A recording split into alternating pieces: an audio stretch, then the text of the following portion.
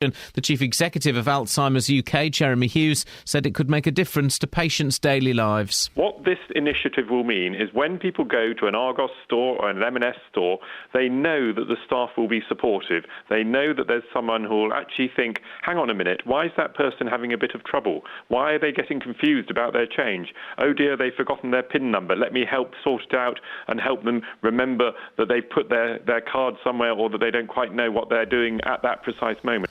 Teenage pregnancy rates across the three counties have fallen again, according to official statistics published this week. In Beds, Herts and Bucks, there are 250 fewer pregnant under 18-year-olds than 3 years ago. At the same time, there are more women aged over 35 becoming pregnant. The energy regulator Ofgem says the big suppliers have accumulated more than £400 million from customers whose accounts were in credit when they moved house or switched to other companies. Ofgem has described the figure as unacceptably high. BBC News understands it's calling on the suppliers to return the money. The world's longest aircraft is being unveiled in Bedfordshire later this morning by one of the world's best-selling rock stars. The hybrid air vehicle, developed at Cranfield, looks like a giant airship, but the high-tech design means it also acts like an aeroplane wing. Iron Maiden lead singer, businessman and airline pilot Bruce Dickinson says the aircraft is a game-changer in transportation. We can lift enormous weights at very, very low speeds with this and then accelerate hugely in a hugely fuel-efficient way. You're cruising about 100 miles an hour, but you're doing it for 3.5 days with 50,000 kilos of payload on board. It's Thunderbird 2. It's a roll-on, roll-off ferry that flies, that doesn't need a runway. In sport, Tottenham are through to the last 16 of the Europa League after beating Ukrainian side Dnipro 3-1 to go through 3-2 on aggregate. The weather, cloudy and feeling cold with outbreaks of rain affecting most parts during the day and a chilly northeasterly wind developing, a maximum temperature 7 degrees Celsius. And you can get the latest news and sport online at bbc.co.uk/3 counties. Thank you, Simon. I want to word with him later on about his predictions for Luton Town. His predictions this week were, they can't fail. They cannot fail. Surely with him saying that and Justin Dealey promising to go to a match this weekend, they're set to fail, aren't they? Aren't they? It's a Friday. We have that Friday feeling in the atmosphere. But we're not going to slack on content any more than we usually do. Today's show can be summed up in 3 questions. What turns a nice girl from Harpenden into a serial killer? What's stopping our teenagers getting pregnant? And what's the point of the point? I mean, seriously. Facebook.com/BBC3CR. You can send me a text, 81333, start your text 3CR, or you can give me a call, 08459 455 555. Across Beds, Herts and Bucks. This is BBC Three Counties Radio. A Harpenden woman is due to be sentenced at the Old Bailey later on today for murdering 3 men and attempting to murder 2 more. 31-year-old Joanna Dennehy will be jailed this afternoon, as will 2 men accused of helping her dispose of her victims. It's a grisly story that's been on the front pages of lots of newspapers. Catherine Boyle has been looking into this. What do we know about Joanna Dennehy? Well, we know she's 31 and she grew up in what appears to be an average, loving family in Harpenden. Here's what her sister Maria told reporters after Joanna Dennehy pleaded guilty and her 2 accomplices were found guilty. The memories I had could never picture in my own head that she was capable of doing something so monstrous, I suppose. I don't think you can describe it, to be honest with you. You can't really give it a word. Sick, I suppose. Joanna is a human being and an adult. She should take full responsibility of her actions. You know, she happily gave away 2 children and done this to multiple families. And I hope that she never sees daylight again, ever. That's the voice of Joanna Dennehy's sister Maria there. She grew up, as we say, in Harpenden, spent her early life there, later moved on to Luton, Milton Keynes and then to Orton Goldhay near Peterborough, and it seems that might have been an attempt to start afresh because at some time in her early teens, Joanna Dennehy started to miss school and hang about with a much older crowd.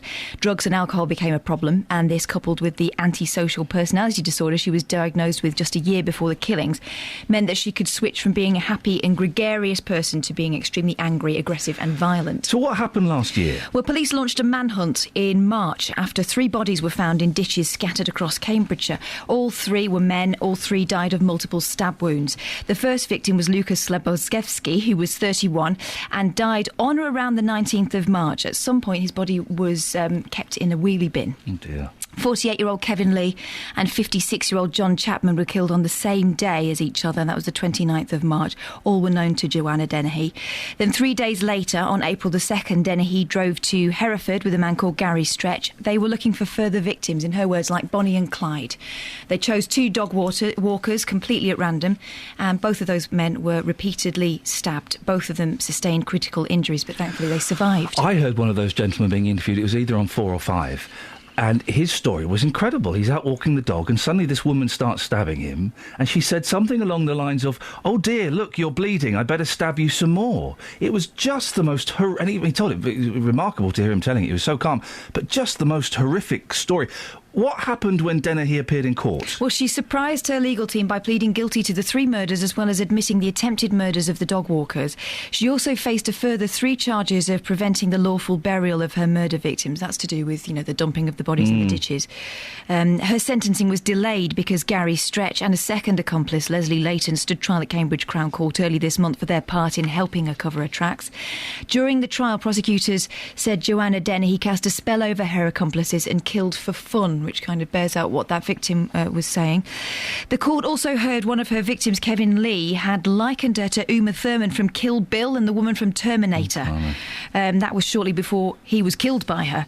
At the height of last year's manhunt, she bragged to one witness that she'd actually killed 8 more people, although up until now there's no evidence of that being true. You mentioned she cast a spell. Again, another thing with this, it was a lot of this was sexual, wasn't it? There were sexual relationships with several of these people, and that was kind of the promise that she was offering. Dennehy's accomplices were convicted at the hearing in Cambridge. That's right. 47-year-old Gary Stretch and 36-year-old Leslie Layton had already been found guilty of some offences relating to Dennehy's attacks prior to that trial at Cambridge Crown Court. And earlier this month, Stretch was convicted of a second charge of attempted murder relating to those 2 dog walkers in Hereford, and also found guilty of 3 counts of preventing the lawful burial of a body. Layton was convicted of preventing the lawful burial of 2 murder victims, and a third man, 55-year-old Robert Moore from Peterborough, had previously admitted assisting an offender by sheltering Dennehy and Stretch when they were on the run, and the court was told that Stretch and Layton showed no remorse for their part in what happened. This feels more shocking because she's a woman. Yeah.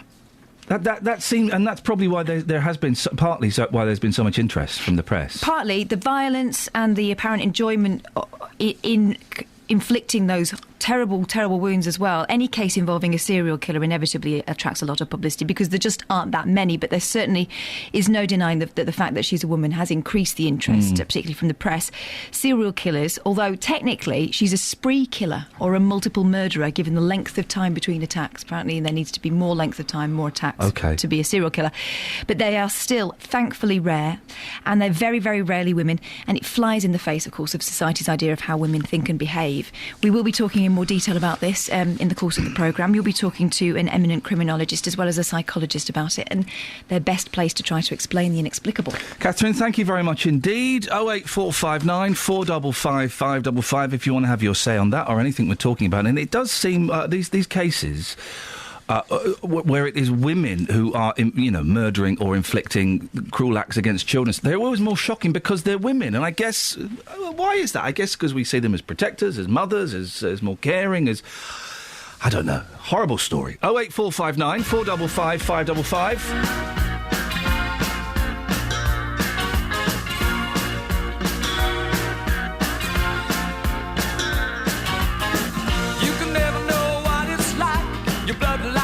Freezes just like ice, and there's a cold and lonely light that shines from you. You wind up like the wreck you hide behind that mask you use. And did you think this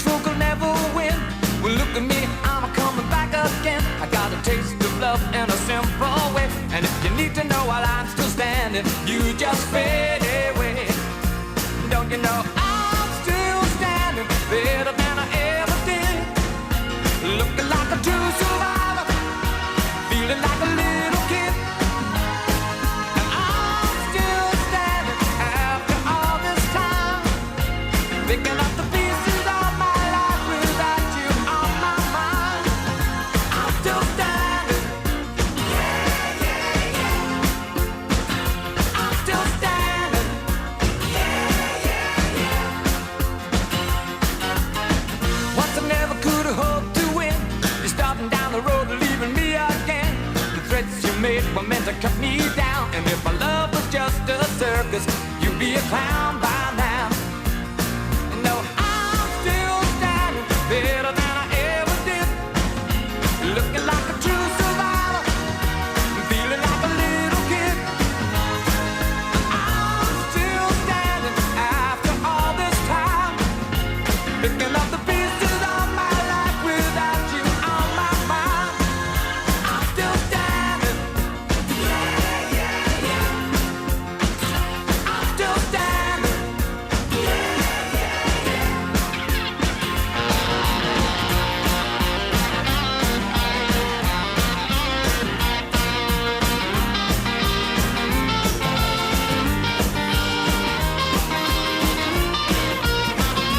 Know that I'm still standing better than I ever did. Looking like a true survivor, feeling like a little kid. I'm still standing after all this time, picking up the pieces of my life without you on my mind. I'm still standing. Yeah, yeah, yeah. I'm still standing. Yeah, yeah, yeah. I'm still standing. I've been bombarded. I've been bombarded with by angry expats. If you can count 3 grumpy messages as a bombardment. Yesterday, was it yesterday, Catherine, we were talking about the expats? Day before, wasn't it? Ah. But someone's put it on an internet site somewhere. Someone's put it on a site in France or Spain or something. Basically, I said that if you live abroad, if you're an expat, if you've been there for 3 years or more, you shouldn't have the vote. This makes common sense to me. And then said they But shouldn't it was part of a greater conversation that went on Yeah. for 3 hours. Yeah, you shouldn't have winter fuel allowance. And I questioned whether they should get pensions or not. Well, I had some very angry gentleman on Twitter yesterday, a gentleman who lives in France, who says I was a disgrace to public broadcasting and I should be sacked. Justin had a very angry email, didn't he? Yeah. But you'll note that it's all coming a bit late, isn't it?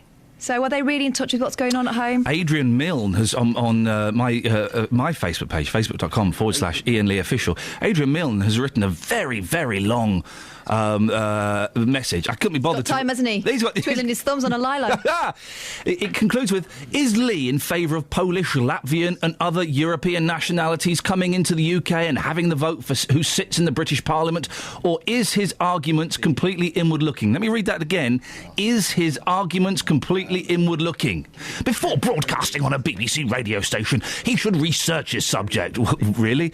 Before this completely one-sided rant, or at least have an expat interview to give a more balanced argument. We did! Yeah, he missed it, didn't he? We did, you silly sausage.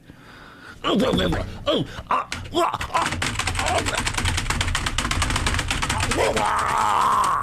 my sangria? Anyway, at least they're feeling something. They're feeling something as they're numbed by not paying full tax in this country and by the hot sunshine of living abroad because they done a runner. Thanks, guys. 08459... It's going to be one of those shows, I'm afraid.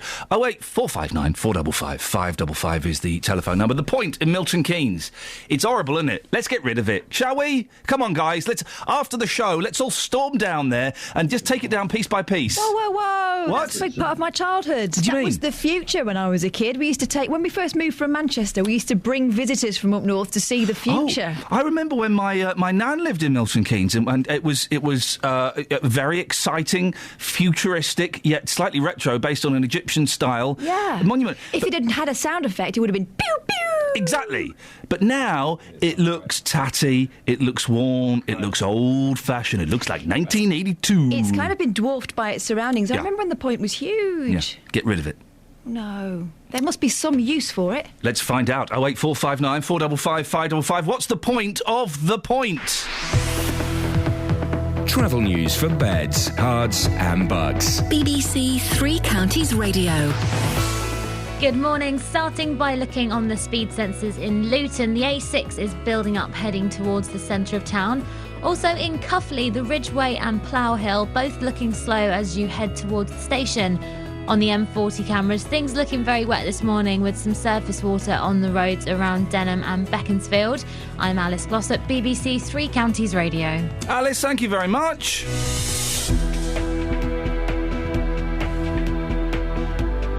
Right, 6:16. It's Friday, the 28th of February. I'm Iain Lee. These are your headlines on BBC Three Counties Radio. A female serial killer from Hertfordshire is due to be sentenced at the Old Bailey later today after admitting murdering 3 men and trying to kill 2 others. Joanna Dennehy grew up in Harpenden, attending Roundwood Park School. Teenage pregnancy rates across the 3 counties have fallen again, according to official statistics published this week. In Beds, Herts and Bucks, there are 250 fewer pregnant under 18-year-olds than 3 years ago. And in sport, Tottenham are through to the last 16 of the Europa League, but Swansea are out. The weather today for Beds, Herts and Bucks, cloudy, feeling cold, with outbreaks of rain affecting most parts during the day and a chilly northeasterly wind developing. Maximum temperature is 7 degrees. BBC Three Counties Radio.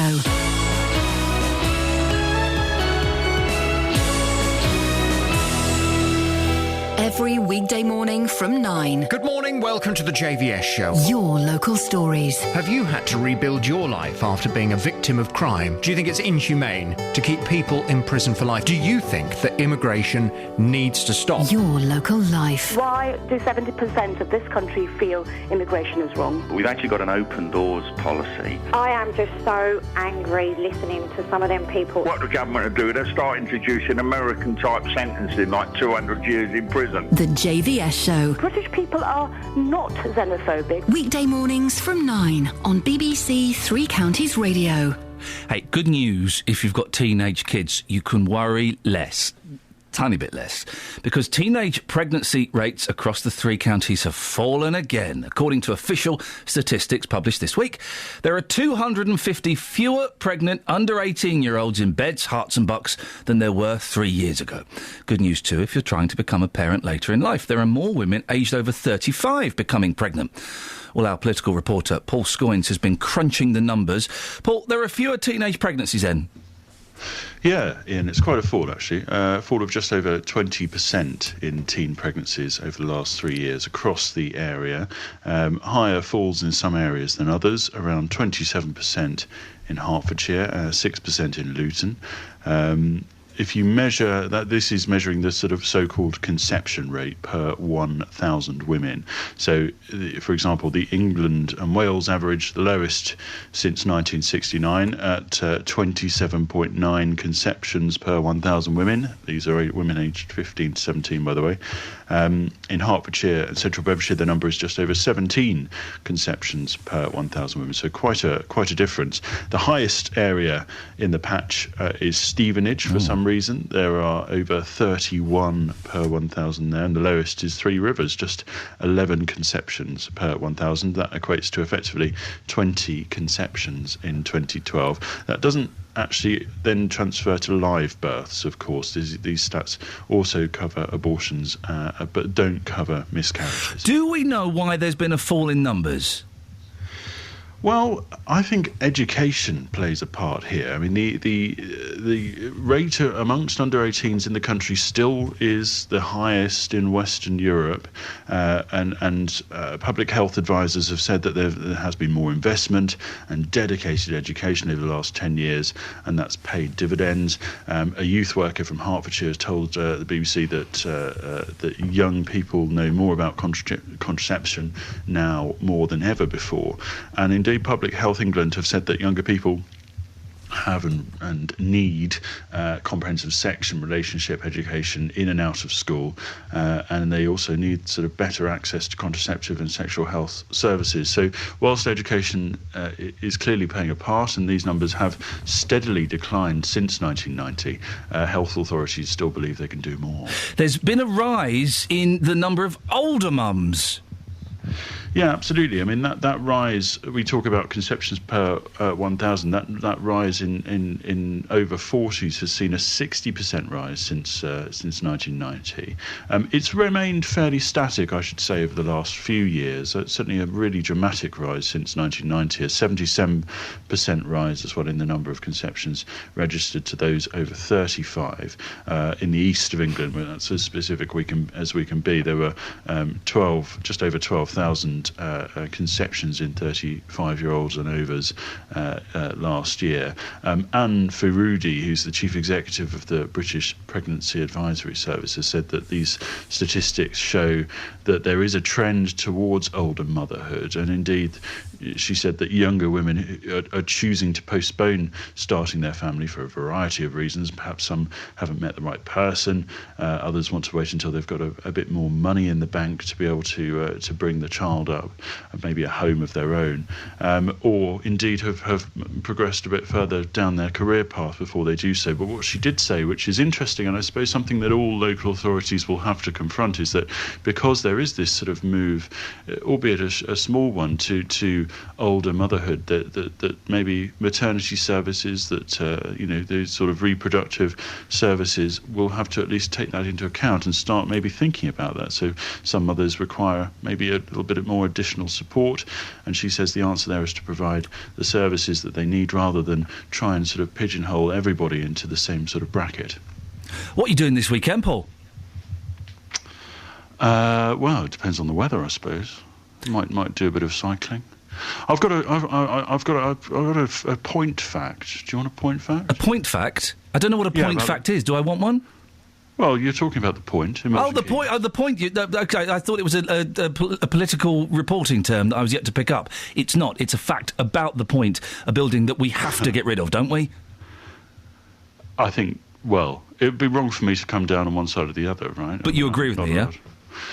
I think I do, to be honest. I'm of the personal opinion that the point is rather looking quite tired these days. However, my friend Neil... Can we edit what... Hang on one second. Can we edit what Paul said and then find a clip of him saying it's the BBC's opinion and then splice those two together? Can we do that, Catherine? It would be wrong, but yes, I can. Excellent. Thanks very much. Paul, please carry on.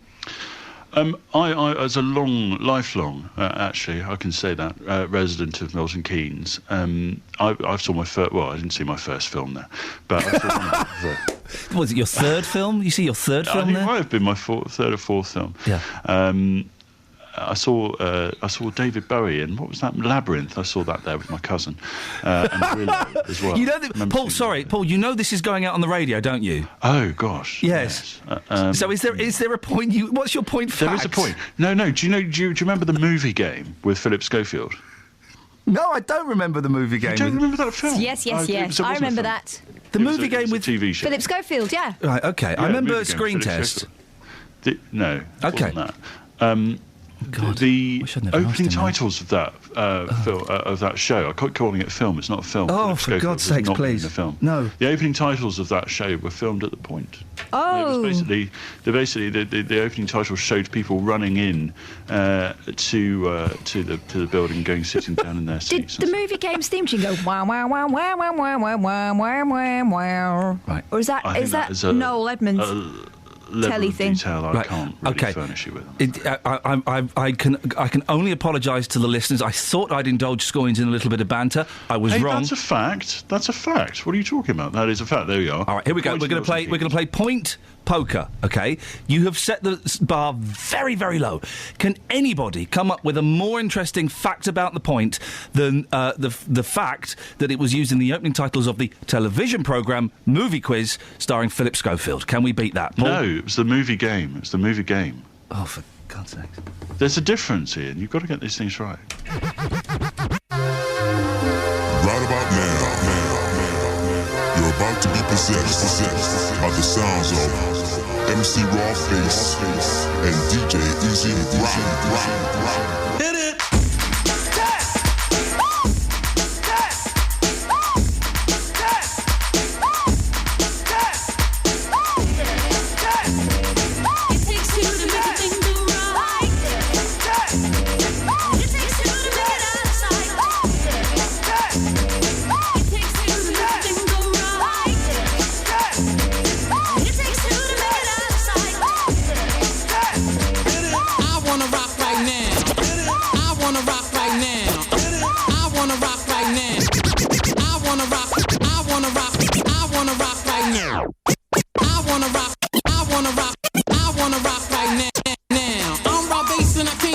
down. I'm not internationally known, but I'm known to rock the microphone because I get stupid. I mean outrageous. Stay away from me if you're contagious, cause I'm a winner, no, not a loser. To be an MC is what I choose. Ladies love me, girls adore me. I mean, even the ones who never saw me like the way that I rhyme at a show. The reason why, man, I don't know, so let's go, cause it takes two to make a thing go right. It takes two to make it out of sight. It takes two to make a thing go right. It takes two to make it out of sight. My name is Rob, I got a real funky concept. Listen up, cause I'm gonna keep you in step. I got an idea that I wanna share. You don't like it, so what? I don't care. I'm number one, the uno, I like calm. Bring all the suckers, cause all of them I'll stomp. Won't neglect, but I will protect all of my followers, cause all I want is respect. I'm not a boxer, but the man who rocks ya. A slick brother that can easy outfox ya. Cause I'm Rob, the last name base, yes. And over mic, I'm known to be the freshest. So let's start, it shouldn't be too hard. I'm not a sucker, so I don't need a bodyguard. I won't flex, wear bulletproof vests. Don't smoke Buddha, can't stand sex, yes. It takes two to make a thing go right. It takes two to make it out of sight. It takes two to make a thing go right. It takes two to make it out of sight. The situation that the bass is in, I'm kinda stingy, that's why I don't wanna win. A funky rhyme to a foe or a good friend. Now listen up, cause I want you to comprehend. Cause I'm the leader, the man, superior. I take care of ya and then you get wearier. So just sit, my rhymes are not counterfeit. The record sells, which makes this one a hit. It won't hurt to listen to Red Alert. Take off the shirt, make sure it don't hit the dirt. I like the kids, the guys, the girls. I won't get done cause this is raw-based world. I'm on a mission, you better just listen to my rhymes cause I'm all about dissing cause it takes two to make a thing go right. It takes two to make it out of sight. It takes two to make a thing go right. It takes two to make it out of sight. Morning, this is Iain Lee, BBC Three Counties Radio. Still listening? Still listening? What's the point of the point in Milton Keynes? Seriously. And it's day wonderful, futuristic, marvellous. Nowadays, it's tatty, it's old. Let's tear it down, shall we, guys? Let's go down there after the show and rip it piece from piece. Unless you think you can think of something else we can do with it. Travel news for beds, cards and bugs. BBC Three Counties Radio. Starting by taking a look at the speed sensors, joining the northbound A5 at Dunstable starting to build up a little, otherwise looking very quiet at the moment. All the major routes are running well.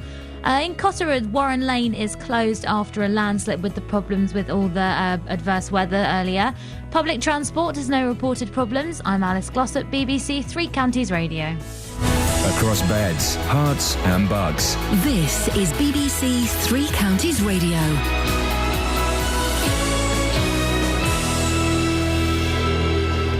It's 6:30. I'm Simon Oxley. A female serial killer from Hertfordshire is due to be sentenced at the Old Bailey later today after admitting murdering 3 men and trying to kill 2 others. Joanna Dennehy grew up in Harpenden, attending Roundwood Park School. Teenage pregnancy rates across the 3 counties have fallen again, according to official statistics. In Beds, Herts and Bucks, there are 250 fewer pregnant under 18-year-olds than 3 years ago.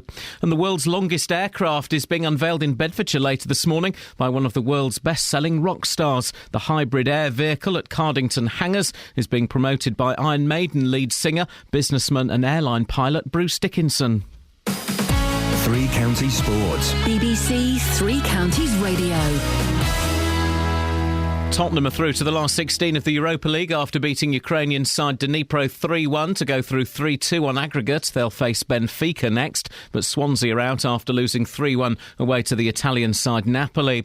Tomorrow, Watford are waiting on the fitness of Fernando Forestieri for the visit of Blackpool in the Championship, but Lewis McGugan, Fitz Hall and Alman Abdi remain out. MK Dons injury problems continue ahead of the League One home game against Sheffield United. Manager Carl Robinson will be without Stephen Gleeson and possibly Ben Reeves as well. I think anybody could have coped with the problems that we've had, but you're talking in the treatment room at the moment. You've got Lee Hodgson, who's an international. You've got Ben Reeves, who's just got in a full squad as well. Darren Potter and Stephen Gleeson, who are arguably two of the the best midfield players in the league. So it's a very, very difficult position to be in. Like I say, it wasn't for them 2 loans late last week, we wouldn't have been able to even put a bench out. Stevenage could have John Mousinho back in the squad for the trip to Bradford, and in League 2 Wickham are at Southend. Luton captain Ronnie Henry believes the Hatters could do what his old club Stevenage did and achieve back-to-back promotions if they go up from the conference. Luton host Alfreton tomorrow. Henry's been comparing his 2 teams. Both great sides, to be honest. We had both done exactly what we needed to do with Stevenage. We went up from the conference and went straight up again. There's no reason why, if we do it here, we can't go up straight again as well, so it'd be good. England's cricketers bid to put their Australian nightmare behind them today as they start a 3-match one-day series in the West Indies. The first match in Antigua starts at 1:30 our time. And Great Britain have won their first gold medal at the Track Cycling World Championships in Colombia, with Hertfordshire's Laura Trott helping them to the women's team pursuit title. BBC Three Counties News and Sport. The next full bulletin is at 7. Call 08459 455 555. We haven't got time for that. Do you know what happened 2 years ago today? No, 2 years ago tomorrow, but it was the 29th of February. No. That's disrespectful. We lost someone.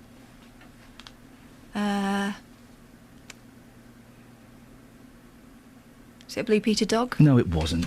We lost Davy Jones. Oh, Davy Jones. 2 years ago tomorrow. Let's have a little bit of the Monkees, shall we? You need to learn your pop. Oh, I could hide 'neath the wings of the bluebird as she sings.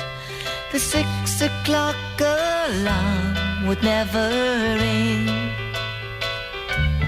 but it rings and I rise, wipe the sleep out of my eyes. My shaven razor's cold and it stings. Cheer up, sleepy Jean. Oh, what can it mean to a daydream believer and a homecoming queen? You once thought of me as a white knight on his steed. Now you know how happy I can be. Oh, and our good time starts and ends without dollar one to spend. But how much, baby, do we really need? Cheer up, sleepy Jean. Oh, what can it mean to a daydream believer and a homecoming queen? Cheer up, sleepy Jean. Oh, what can it mean to a daydream believer and a homecoming queen?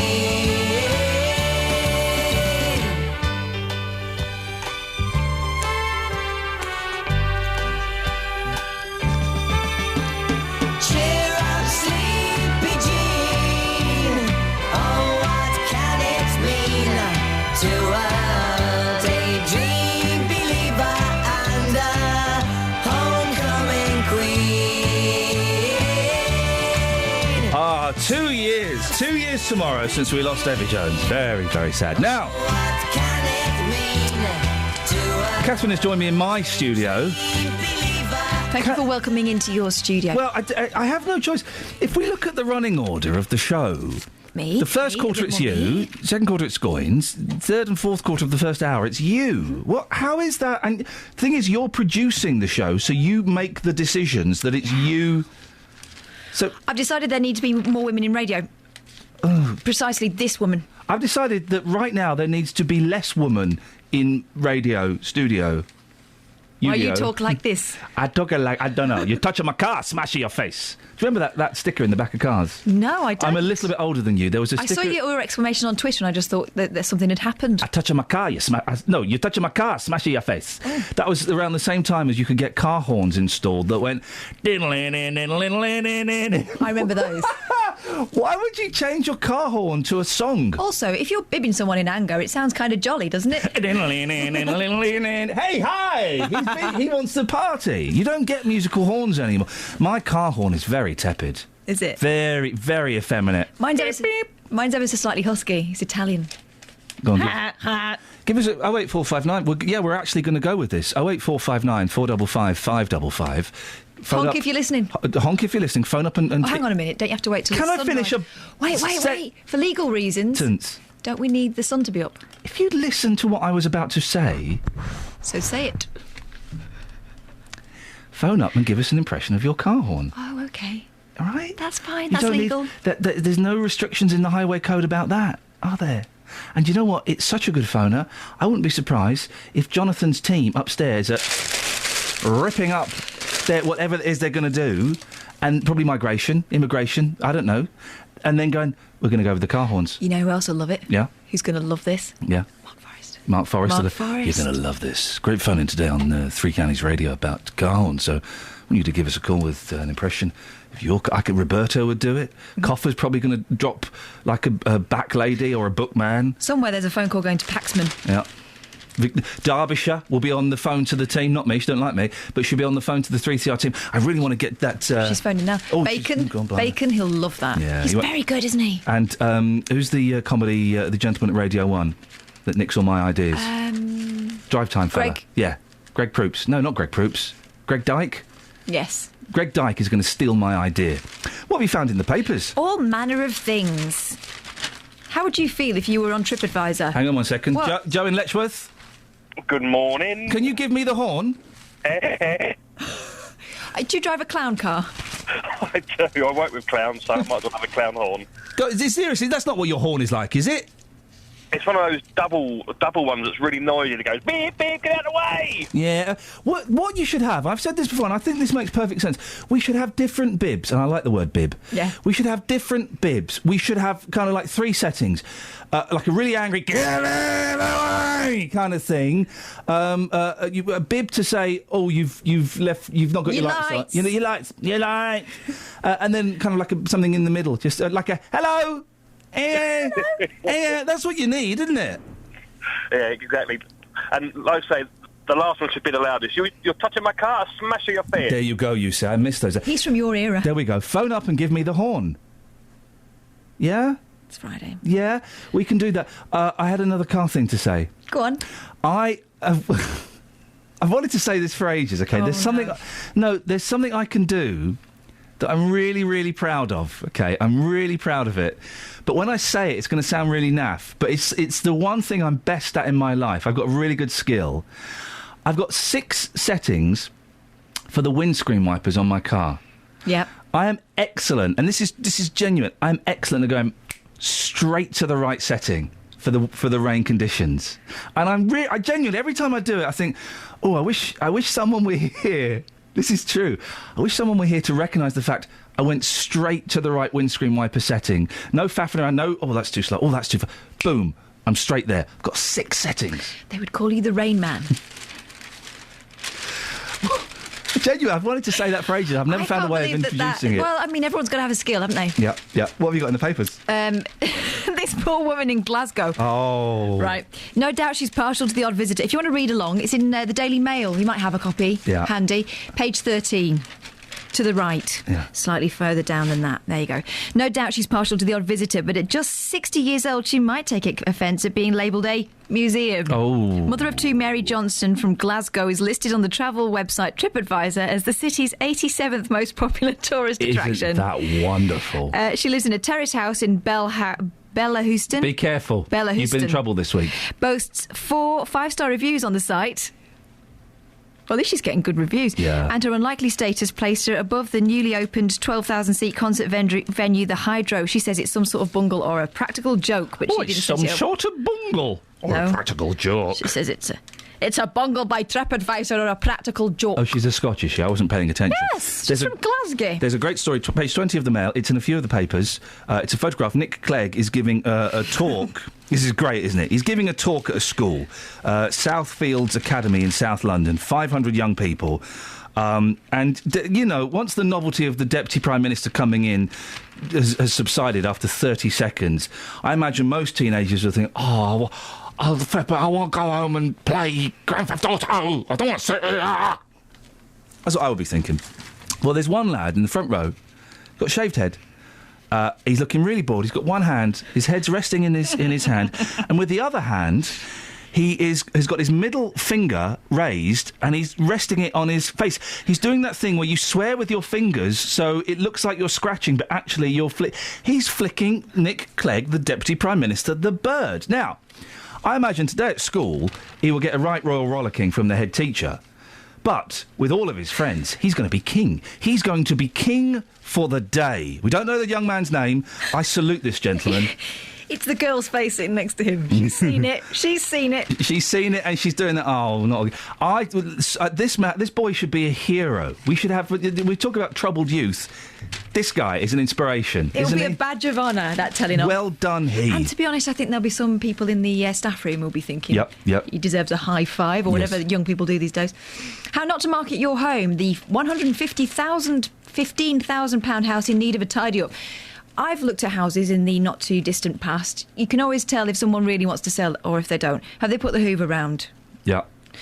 This lot have left, like, their knickers on the floor. Oh. And the whole place is a tip. It looks like the sort of thing you'd lived in as a student, and there would have been Post-it notes saying, "Can you tidy this, please?" Yeah. It's an absolute state. But is the... Do you know what the estate agent says? Go on. It's in need of modernisation. Oh. Is the price lower because it's a tip? Because they've left it in the tip? Don't know. Because I would go in and say, yeah, all right, I'll take it, but I want 15 grand off. It's a good size. I think it has promise, but and from the outside it looks quite nice. Look. Why do estate agents? I was talking to a friend about this last night. He was trying to buy a flat, and he was telling me, and he told me, I was laughing because this happened to me. When he saw a flat online that he liked. It was in Blackheath, I think, South London, and it was 2 bedrooms, and it was. And he got in touch and said, I want this flat that's online, Blackheath, 2 bedrooms. I'd like to look... Oh, it's gone. But we've got something very similar. Oh, OK, yeah, sure, tell me more. It's a 4-bedroom house, and it's in Croydon. So it's a completely different type of property, miles away. And they do that, don't they? Listen, you're really going to like this. I've had that where they've driven me to a house, and I've said, do you know what, I'm not even going to go in that house, because this is nowhere near come inside and have a look. It's completely different specs to what I've... Why do they do that? I told you about that flat I got taken to. I went up the staircase, there was no roof on it. It was like living in sort of Beirut, where it's been bombed out. Walked past the mattresses, thought, give the flat a chance. Yeah. Walked onto the lino floor that was throughout the flat. And he said, there you go, I think it's got promise, hasn't it? He said, well, you said it was fully furnished. I can't even see, where's the bed? Yeah. He hit the wall. Boom! One of those comedy Laurel and Hardy beds came out the wall. I didn't know those beds actually existed in the real world. I was surprised there wasn't someone still in it, to be honest. Wow. You'd have fun with that, though, wouldn't you? Yeah, or I could have been late for work a lot. There's a story in the Mail. We're doing the Mail today, basically. This is an interesting one. When Rachel's mother died, she expected to be consoled by friends and relatives. Instead, she was left lonely and isolated. Why are the British so bad at dealing with the grief of others? And it's true, isn't it? When my dad died, people didn't know what to say to me. So they don't say anything? Or there were... from a couple of people, I had a really awkward... Yeah, sorry to hear about your dad. Anyway, what's on telly? You know, is that kind of... I feel like to say something, I don't know what... And I'm going to move away from the subject as quickly as possible. There was... apart from a couple of friends who are really good and said, I'm really sorry to hear about your dad. Do you want to talk about it or not? Do you want to go out for lunch? And, that kind of... That was me, wasn't it? I think it was you. It was you and another mate. And it was, do you want to talk about it or not? Whatever, it's fine. People, we don't know how to deal with death in this country, do we? The reason I tend to say something rather than sit back and wait for... it's never... is because I've made the mistake in the past of not saying anything, and then you feel like you can't. Yeah. Or if you go, you've got to kind of do it quite quickly, and it's uncomfortable for saying it. But now, having had the personal experience, it's not uncomfortable for the person who's hearing it. I don't think it certainly wasn't for me. It's kind of what you want. Is you want people to acknowledge that your life has shifted and changed incredibly, but yet the world is still kind of going on. You know, everyone knows. Just say it. Just say it. It's a weird one, isn't it? Right, 08459 455 555. Travel news for beds, cards and bugs. BBC Three Counties Radio. The M1 southbound looking slow on the sensors approaching junction 4 for Edgware. And in Bricket Wood, things looking heavy on the North Orbital at the M25 Junction 21A roundabout. The A1M southbound building up at Junction 7 for Stevenage. On public transport, the 7:05 train from Watford Junction to Euston is delayed by 10 minutes, but there's no reported problems on the lines. I'm Alice Glossop, BBC Three Counties Radio. Thank you very much, Alice. 6:46. It's Friday, the 28th of February. Don't worry, it's the last day. I'm Iain Lee. These are your headlines on BBC Three Counties Radio. A female serial killer from Hertfordshire is due to be sentenced at the Old Bailey later today after admitting murdering 3 men and trying to kill 2 others. Joanna Dennehy grew up in Harpenden, attending Roundwood Park School. The world's longest aircraft is being unveiled in Bedfordshire later this morning by one of the world's best-selling rock stars. The hybrid air vehicle at Cardington Hangars is being promoted by Iron Maiden lead singer, businessman and airline pilot Bruce Dickinson. And in sport, Tottenham are through to the last 16 of the Europa League, but Swansea... All right, what are you doing? Yes! Why? Don't know, that's what you're supposed to do at football, isn't it? Swansea are out. Oh. Let's get the weather with Sarah. Beds, Hearts and Bucks weather. BBC Three Counties Radio. Thanks very much indeed. Good morning to you. A chilly start this morning, and we've got some rain around, which over the Chilterns can be a little bit sleety as we go through the day today. And we need to cater for that wet weather right the way through until tonight. Outbreaks of rain. There will be the odd drier interlude. We've got an area of low pressure tracking across the UK, pivoting rain around it, so eventually some drier interludes at times. Top temperature there just 5 or 6 Celsius. It will feel chilly even if you do have the odd drier slot, and then as we go through the night tonight, things will start to dry up and clear up a little bit actually. Some clearer skies developing, lows down to 2 degrees. It will be a chilly start to the weekend. Tomorrow though, now looks like the best day of the weekend. Will be dry right the way through, some sunshine developing by the end of the day, still feeling quite chilly but lighter winds, 5 or 6 Celsius. And then for Sunday, we'll start with dry weather. We'll be bright for a time. We've got some rain to move in by about mid-afternoon onwards. We'll stay unsettled into the start of the new week. And that's your weather.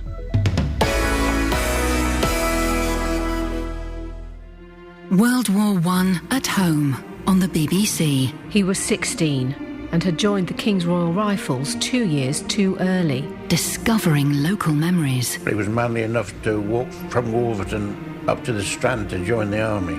So he was pretty fit, wasn't he? World War I at home. Back in the 70s, someone said, oh, there's a box of books over there. You can have them for a tenner. Anyway, get it home, take them out, and at the bottom of this box was these letters. Revealing local stories. Dear Mr. French, I am very sorry to have to write to you and inform you that your dear son was killed in action on June the 15th. The story of World War I at home continues today from midday here on BBC Three Counties Radio. Good to hear Paul Scoins getting a little bit of acting work there. He's the only other posh person we've got in the office, isn't he? Tony Fisher is the posh man, Paul Scoins is the posh boy. That's how it works. Now, this morning, I have no idea why, I cannot remember, but we're asking people to phone in and give me the horn. Catherine, you gave me the horn this morning. Honk, honk. I'm going to give you the horn. Mine's kind of like a... Beep, beep. It's kind of quite tepid. And Joey Letchworth was a... Well, Jeff has called in. Jeff, can you give me the horn? Sorry? Oh, it sounds a bit Well, constipated. do you drive like an old the electric buggy or something? No, mine's a small, I think, metropolitan car. Can I mention the name and make? Oh, yes, you can. The Toyota Yaris. You buy a Japanese car, would you, Jeffrey? Well, third hand, yeah. You buy a Japanese car? Yeah, well... Why wouldn't you buy something that's at least vaguely associated with Britain? I thought that's what you would have done. What, like an Indian car called Jaguar? Yeah, sure, why not? We used to own India. We've never owned Japan, as far as I'm aware. America did for a few years, but not us. Or a German car called Rolls-Royce, or... etc, etc, etc, ad infinitum. Now, BBC Introducing is a show here on BBC Three Counties Radio that supports unsigned... you all right? Yeah, fine. And undiscovered musicians from Beds, Hearts and Bucks. Each week we play a song that our introducing show has been supporting. This track is by Corey from Buckinghamshire. It's called Arrows, and it sounds like this.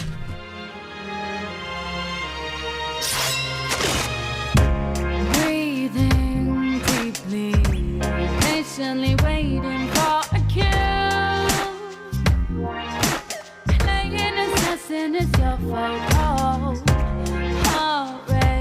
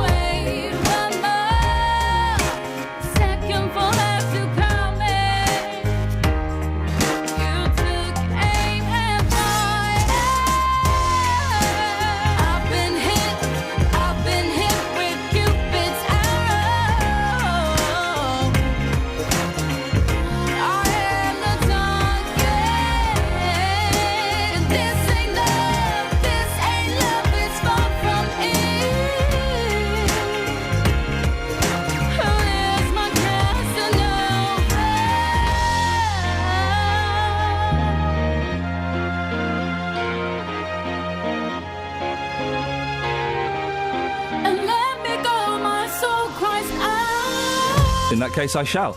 That's Corey. The song is called Arrows, and Corey's from Buckinghamshire. Excellent stuff indeed. Justin Dealey, what do you reckon, Just? Being hit by Cupid's arrow. Yeah, quite like it. I'd say, 6 out of 10? OK, fine. High praise indeed. Yeah, high praise. Hey, Justin, you do a show on Saturdays, don't you? I do indeed, yeah. Good luck with that. Thank you. Now, who's on your show this Saturday? Do you know? Tomorrow, I've got Tina Charles on the programme, who loves to love. Oh. But her baby just loves to dance. He's trying to tell her something. Well, yeah, I could ask Catherine. You've got a theory about this. Maybe I can ask Tina this. Go on. She's barking up the wrong tree. No straight man loves disco that much. That's all I'm saying. We think that her baby may be gay. I would beg to differ. I would say straight men do love discos that much. Really? She loves to love, and she's trying to trap him into loving her, and he has to go off and, do the shuffle. I love to love. Yeah. But my baby just loves to dance. Woo! That is a message, isn't it? Do you know when Catherine, that record... Catherine's prancing around like God knows what. I'm demonstrating what he's doing. Yeah. When that record went number one, she came back home and her bath was full of roses that people had sent her. How did they get in the bath? Well, our manager had the key to the house. He put all the flowers that she got into the bath. She came back. She couldn't get a bath. All the flowers were in the bath. My mum does that when she goes on holiday with pot plants. Now, listen, Kath, the reason we got Justin on is because we before the show, we kind of primed him for a little something. What have we got for him? The films that uplift you the most. There's a survey done by some insurance company. But apparently John Travolta and Olivia Newton-John's fantastic and yet strange thing, Grease, because they were like, 30? Yeah. Teenage sweethearts. It's like in Happy Days, the Fonz was in his 40s, wasn't he? Yeah. By the end of really, it. there'd be letters home, wouldn't they, to parents if they were hanging around with them. Anyway, their musical romance as high school sweethearts has made Grease the film we turn to for a pick-me-up. Women voted that, Dirty Dancing and Mamma Mia. Nobody puts baby in a corner. I think When Harry Met Sally, but I can't believe it's not in there. Back to the Future, Toy Story and Shrek, Chosen by Men. Do it. What? Do that. Do When Harry Met Sally. Go on. No. Do it. I'm not doing that. I don't think Toy Story's not uplifting. Toy Story's heartbreaking as it makes us question our existence and what is life. If you're under about the age of 7, you think it's fun. Yeah. Everyone else knows different. You're in your 30s or your 40s, man, it's over. Just, we asked you to go out and speak to people about this. Have you got anything for us? Yes, this report's got issues, a few issues. First of all, it's raining this morning, and B... I'm not concerned about the rain, mate. Okay. It's your job, so... A lot of people saying to me, oh, yeah, Dirty Dancing, but then, no, I can't say that on the microphone because I'm a man. No, yes, you can. Listen, I love Dirty Dancing. I also like the Dooleys, OK? I've said that live across Beds, Hearts and Bucks, but I've got a couple to get you going here. Here's people and their feel-good movies. Dean, 2 questions for you. A, do you like McQuiff? Yes. And B, what's your number 1 feel-good movie? It is super bad. It's got to be super bad because it just makes me laugh. It's just non-stop funny from start to finish. It's got to be one of my favourite films. So when you're feeling down, you go home, you get the DVD player out and you put that straight in. Always make me smile. Super bad will always make me smile. Angelica, what's your number 1 feel-good movie? Dangerous Minds with Michelle Pfeiffer, because it shows me what may happen if you are not educated enough, if you want to take control of your life. That's why it's feel good. Yeah. Like your answer, thank you. Does she dark, isn't it? Does she understand what feel good means? Apparently it's feel good for those reasons. So I think, on the basis of the first hour's reporting on this big issue today, I think those answers, to be quite honest, and it's rare I put my work down, but I think those answers are quite poor. I think we can do a lot better. Superbad is a very, very funny film. Is it really a feel-good, uplifting film, though? Mine is Happy Gilmore, the good Adam Sandler film. Oh, it makes me laugh. Haven't seen it, sorry. It's all right. Yeah, Don't get a couple. What's yours then? Cocktail, Top Gun. Is it? White Chicks. That's the film where 2 black men dress up as 2 white women, isn't it? Yeah, it's fantastic. Love it. Okay, Catherine? Harry Met Sally. Harry Met Sally. Love it. I also like Napoleon Dynamite, but I don't know why. Yeah, that's a Just good daft, film. Have you isn't got that on DVD? Yeah. Oh, can I borrow it? Of course you can. Do you still want to borrow Yentl? Yeah, go on. And I'll bring in the Grizzly Man next week, which is not a feel-good film. It's about a man getting eaten by a bear. Justin, while you're doing that, and I know you're very busy this morning. Yeah. Could you do a little sideline for us? Yeah. Can you get people to give you the horn? Yeah.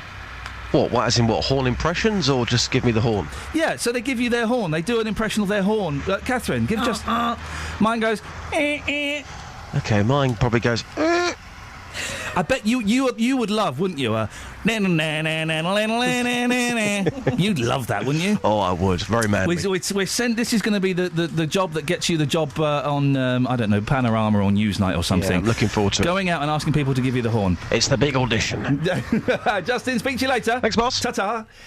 I would never say this to his face. He's good, isn't he? He's really good. He's good. Makes me laugh. Yeah. Not necessarily for the right reason. Well, I was going to say, particularly when it's not actually intended, but he's good. Catherine, thank you very much. Go back into there and order Ollie to stop texting his mates and playing Angry Birds and instead to make a coffee. Those are the right instructions. Morning, this is Iain Lee, BBC Three Counties Radio. 08459 455 555. Travel news for beds, cards and bugs. BBC Three Counties Radio. On the M1 London bound, one lane is closed between junction 5 for Watford and 4 for Edgware after an accident. Queues building up on the approach on the speed sensors there. And the M25 anti-clockwise also building up at junction 20 for Kings Langley.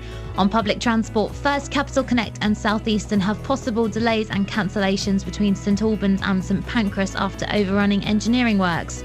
I'm Alice Glossop, BBC Three Counties Radio. Thank you, Alice. It's interesting, isn't it? We put a few things out this morning, including phone up with your car horn impressions and let's get rid of the point in Milton Keynes. We've had more people phoning up with their car horn impressions than we've had who want to save the point. I guess then the argument is no one wants to save the point. We'll get rid of it then, shall we? Local and vocal across beds, hearts and bucks. This is BBC Three Counties Radio.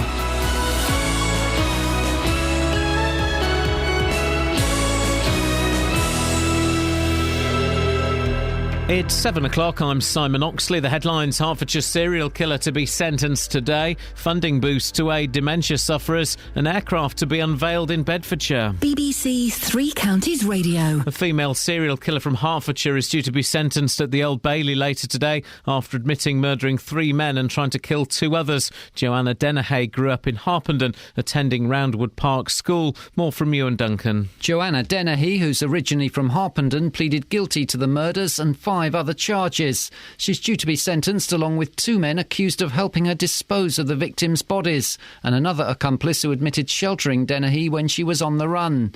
It emerged during earlier court hearings that 31-year-old Dennehy of Orton Goldhay near Peterborough has been diagnosed with 3 personality disorders. The Department of Health has announced a £90 million package to improve the diagnosis and care of people with dementia. Leading British businesses have agreed to train nearly 200,000 staff in how to support customers with the condition. The Chief Executive of Alzheimer's UK is Jeremy Hughes. What this initiative will mean is when people go to an Argos store or an M&S store, they know that the staff will be supportive. They know that there's someone who will actually think, hang on a minute, why is that person having a bit of trouble? Why are they getting confused about their change? Oh dear, they've forgotten their PIN number. Let me help sort it out and help them remember that they put their card somewhere or that they don't quite know what they're doing at that precise moment. Teenage pregnancy rates across the 3 counties have fallen again, according to official statistics. In Beds, Herts and Bucks, there are 250 fewer pregnant under 18-year-olds than 3 years ago. At the same time, there are more women aged over 35 becoming pregnant.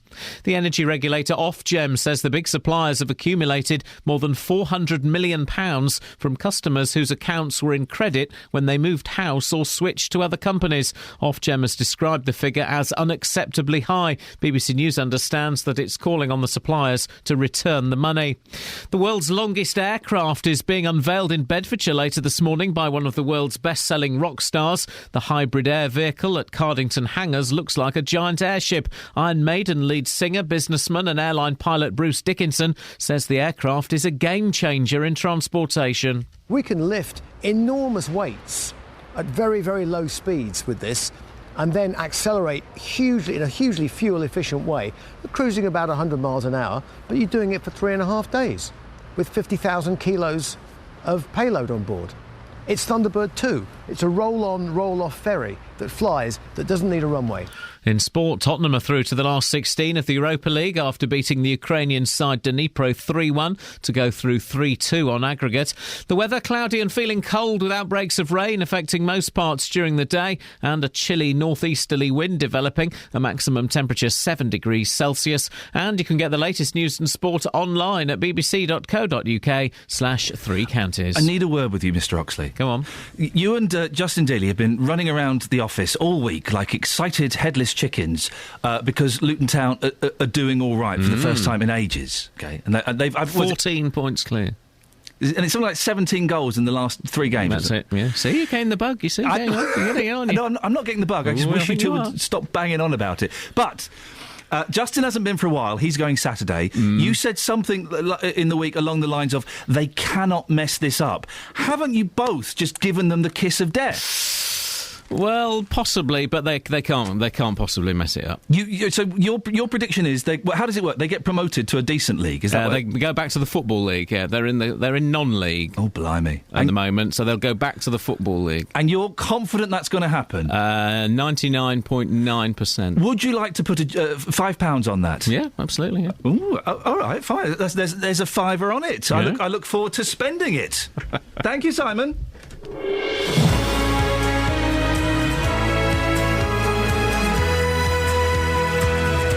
£5 up already! Loving it! What are you shaking your head for? You really know nothing about football. What? Because it's the dodgiest bet ever. No, it's not! You might as well just give it to him now. You watch. Daly's going this weekend. They are going to lose 3-0. That's my prediction. Luton Town will lose... Who are they playing? Manchester United, the Arsenal or someone? OK, don't shrug your shoulders as though you're bored with that conversation. You're just thinking of the £5 that Simon's going to be spending. Morning, this is Iain Lee, BBC Three Counties Radio. It's Friday. We kind of got that feeling, I'm afraid, so do bear with us if we're slightly more... They're playing Stoke! Stoke are going to cream them! Is Stoke a football team? I don't know. Lots to talk about this morning. We can mainly sum it all up in 3 questions. What turns a nice girl from Harpenden into a serial killer? What's stopping our teenagers getting pregnant? And also, what's the point of the point? Tatty, old... I drove past it last week, 2 weeks ago. It's embarrassing, isn't it? Once upon a time, it was the future. Now, it is very much the past. Facebook.com/BBC3CR. Send me a text, 81333. Start your text 3CR, otherwise they go somewhere else.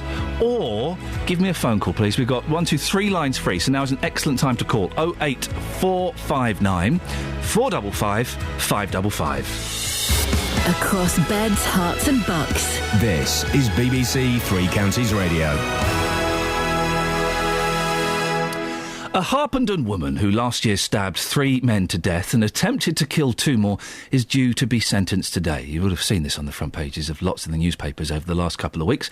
Joanna Dennehy sparked a nationwide manhunt when the bodies of her victims were found dumped in ditches across Cambridgeshire. The court heard she'd bragged to killing 8 more, although there's no evidence of that being true. We can talk now to Dr Louise Westmoreland, who's a senior lecturer in criminology at the Open University. Morning, Louise. Morning. One of the reasons I found this story so shocking is because it's a woman. It's unusual, isn't it? Very unusual, yes, very unusual. I don't think I can think of a similar one for many, many years. Is there, do women go on killing sprees for different reasons than men? What would make someone like this do this? Well, the thing is, they're so rare, it's hard to categorise, I suppose the last person that we might think of might be Rose West. And she was said, although we can never really know the truth of these relationships, was said to be under the control of Fred West. Usually, there is some male connection when these things happen, or at least there's some explanation of a male connection, so under the control of a man, or having been abused by a man, or something like that. In this case, we're still waiting to hear, really. But It said that one of the reports I read was that she used... we've got young ears listening, so I'll tread carefully. She used her sexual wiles to get people to do what she wanted to do. Yeah, I mean that's often a way of that's often a way of explaining these cases. It's to use a big long word, it's a bit like what they call double jeopardy. So you've sort of offended against against society and humanity, by murdering someone or more than one person in this case. But you've also offended against society's norms of being a woman. That's the sort of the way that's being explained. So to explain that, we've got to have some way of saying, oh, right, okay, so it must have been like about sex, or it must have been about, some of the things that we probably don't want to talk about, as you say, on live radio, but...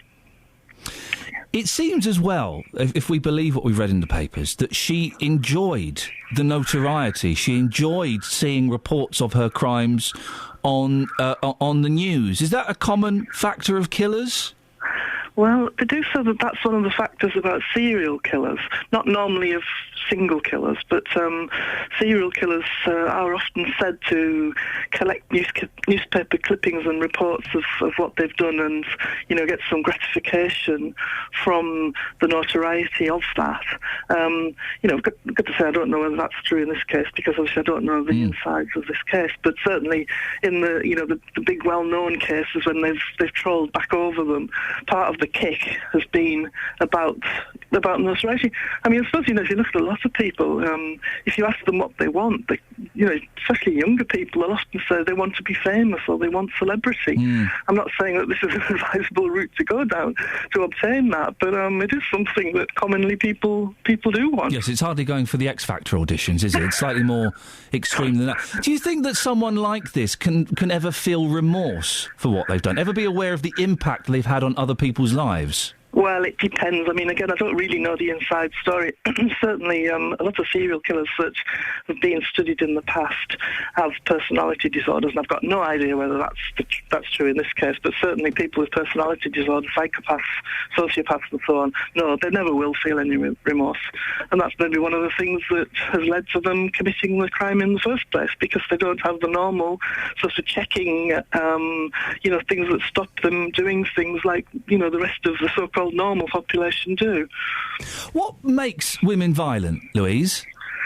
Well, that's a big question, isn't it? I mean, I think, it's a bit like saying what makes the sky blue. I mean, there are hundreds and hundreds of thousands of different reasons.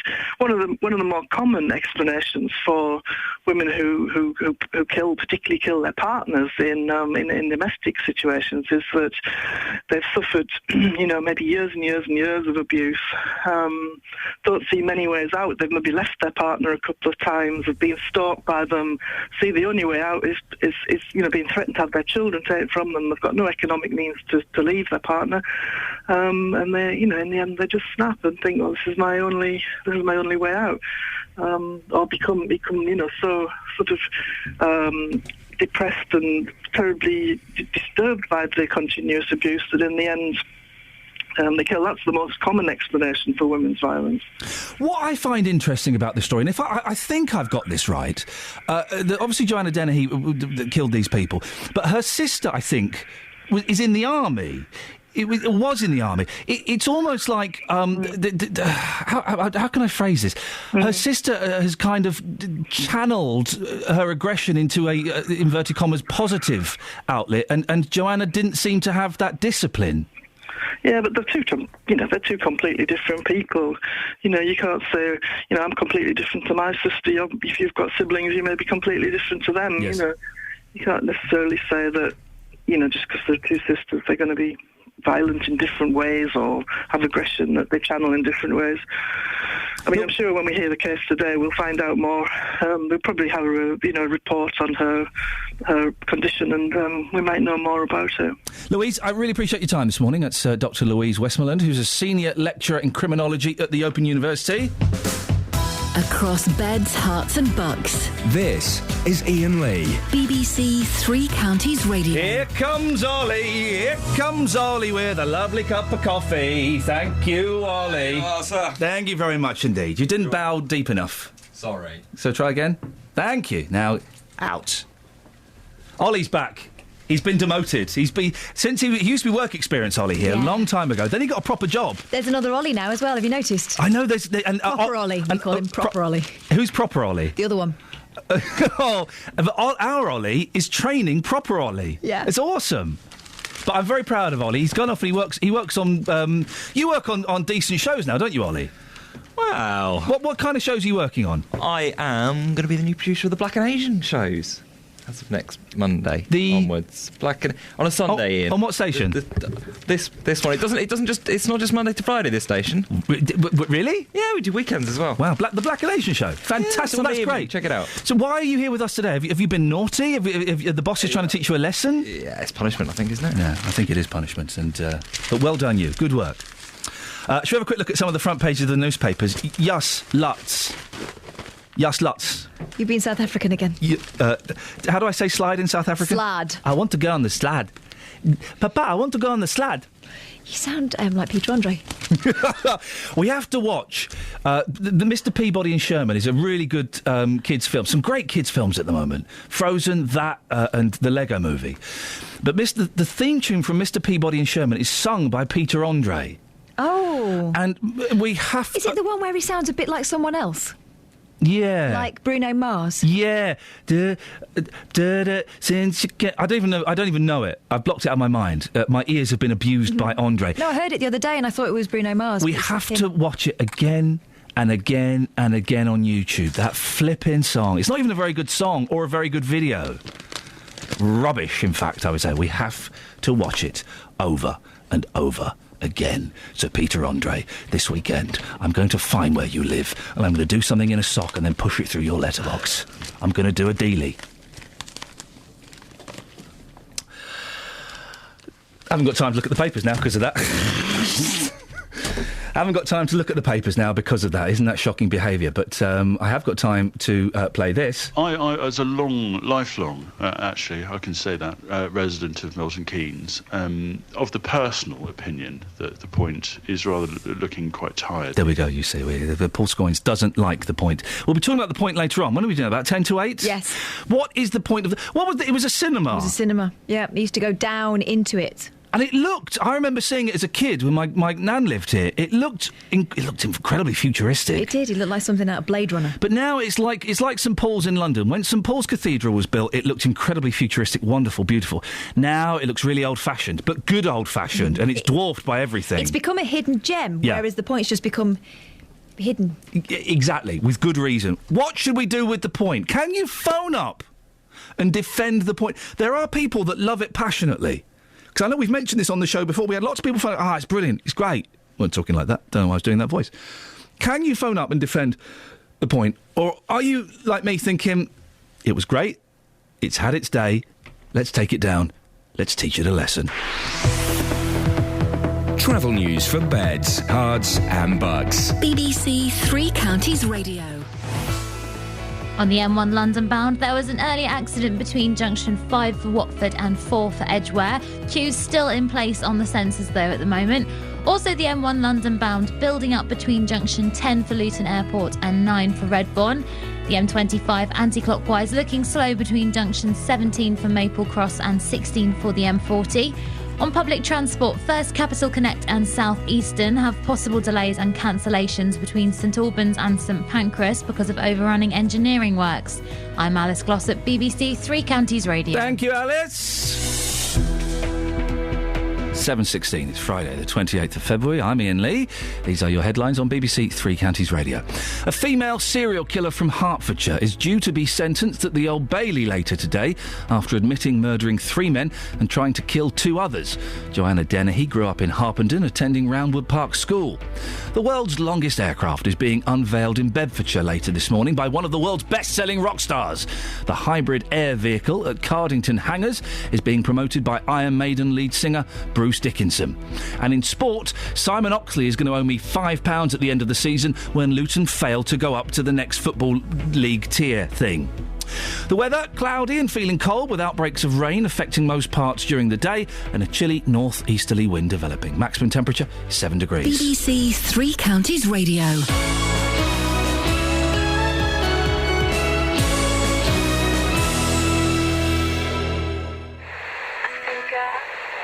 part of the BBC Three Counties Big Tour. And we're currently in the middle of our big tour. During the big tour, we've been to Welling. I'm here at the Herb Garden in Wolverton as part of the BBC Three Counties Radio Big Tour. Big Tour. Big Tour. Big Tour. Big Tour. The BBC Three Counties Radio Big Tour of Beds, Herts and Bucks is coming back. This is BBC Three Counties Radio live in Leighton Buzzard. We're in the library. Come and say hello. Back to where you live. I think it's a fabulous old town. It's got heart, it's got character. The Big Tour returns next week on BBC Three Counties Radio. Let's have a quick look at the newspapers now. I think we have a moment to look at least some of them. The Guardian revealed GCHQ intercepted webcam images from millions of Yahoo users. The shocking thing about this story is not that GCHQ intercepted webcam images. The shocking thing is that Yahoo's still got millions of users. I didn't know those guys were going. What's the point? I was, a while ago, was involved in a corporate event for Microsoft. This is quite a while ago. And during the event, I was hosting it, and I said, OK, guys, well, here's something. You can go and Google this. And you could see all the Microsoft people getting really upset. And afterwards I came off, and I said, why are you so upset? You said Google. Microsoft has its own web browser called Bing. You should have said you can Bing it. I didn't know Microsoft had a web browser they could use. I didn't know. Sometimes I get that and I go, no, I want Google. I don't know why. Do you know, and this is a fact, the most searched thing on Bing is... Google. It's Google. Yeah, because you go, what's this? Yeah, I want to Google it. And it's the most searched thing is Google. So I guess those guys failed. Let's have a quick look at... all the papers are all over the shop today. What have you done to my papers, Catherine? Did you read that thing about some Yahoo webcams apparently being hacked by the security services? Frankly, they deserve what they see, don't they? Yeah, I read it about 45 seconds ago on the radio. Oh, right, yeah, well, I was listening intently, but I'm still appalled. You just did a funny face as well. I always do funny faces. Doesn't work very well on the webs. The Times has a picture of... this is a great picture of David Cameron. It looks like he's going in for the snog with Merkel. It looks like he's going in for the... He's doing the European two-kisser, isn't he? What, on the lips? Not on the lips, that's awkward. Are there any countries that do the kiss on the lips? There must be like... The Greeks went straight for the face. They go for the face, and they do a wet kiss. It's a wet kiss on the cheek from a man, but it's not on the lips. But it's probably something. They actually make contact. Oh yeah. Because I've lived in France and Spain, and it tends to be an air kiss. It's cheeks. Oh no, it's the lips. It's the lips of the Greeks, and boy, oh boy, was my mind blown the first time that happened. It's nice though. It's an icebreaker. It breaks the ice at parties, certainly. Sell danger drugs on the high street, says Minister. Hang on a second. Anger at plan to regulate legal high market. Dangerous legal highs that mimic the effect of heroin and other Class A drugs will be sold in licensed high street shops under plans being considered by ministers. What's the problem with that? They're legal, so what's the problem? There's no problem, is there? They're legal highs.